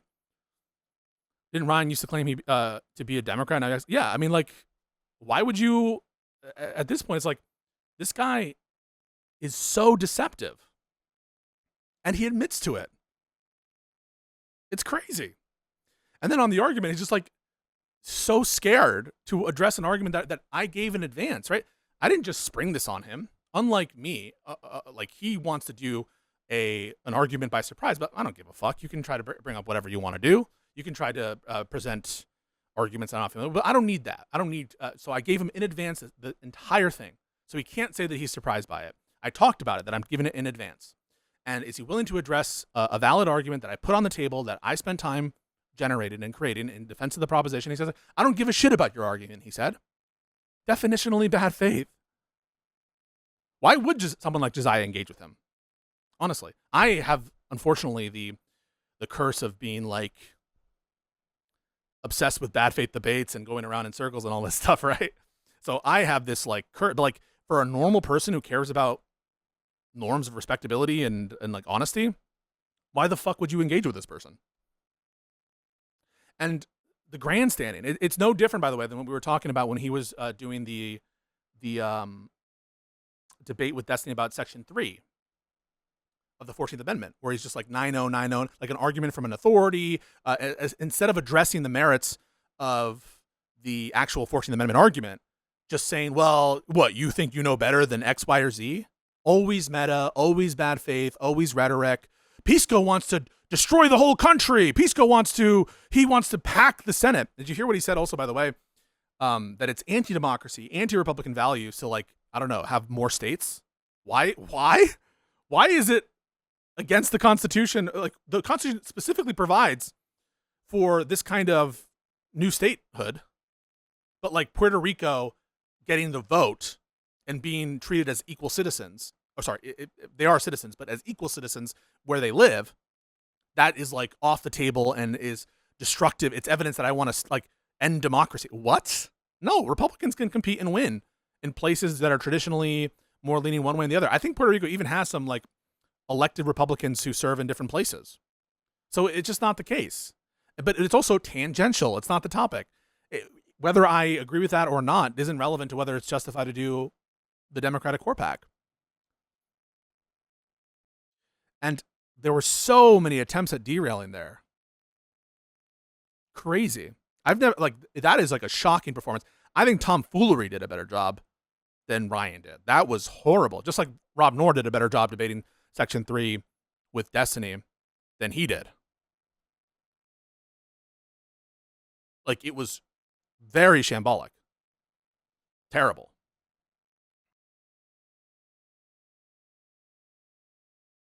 Also, shout out Rob. He did donate. I appreciate that. But yeah, no, like, just total W, total win, total epic style. And yeah, I just take anyone who, if you say openly that I'm lying, I don't give a shit about the proposition, and I'm not unwilling to give a disposition on the proposition. It's like it's crazy. Totally crazy.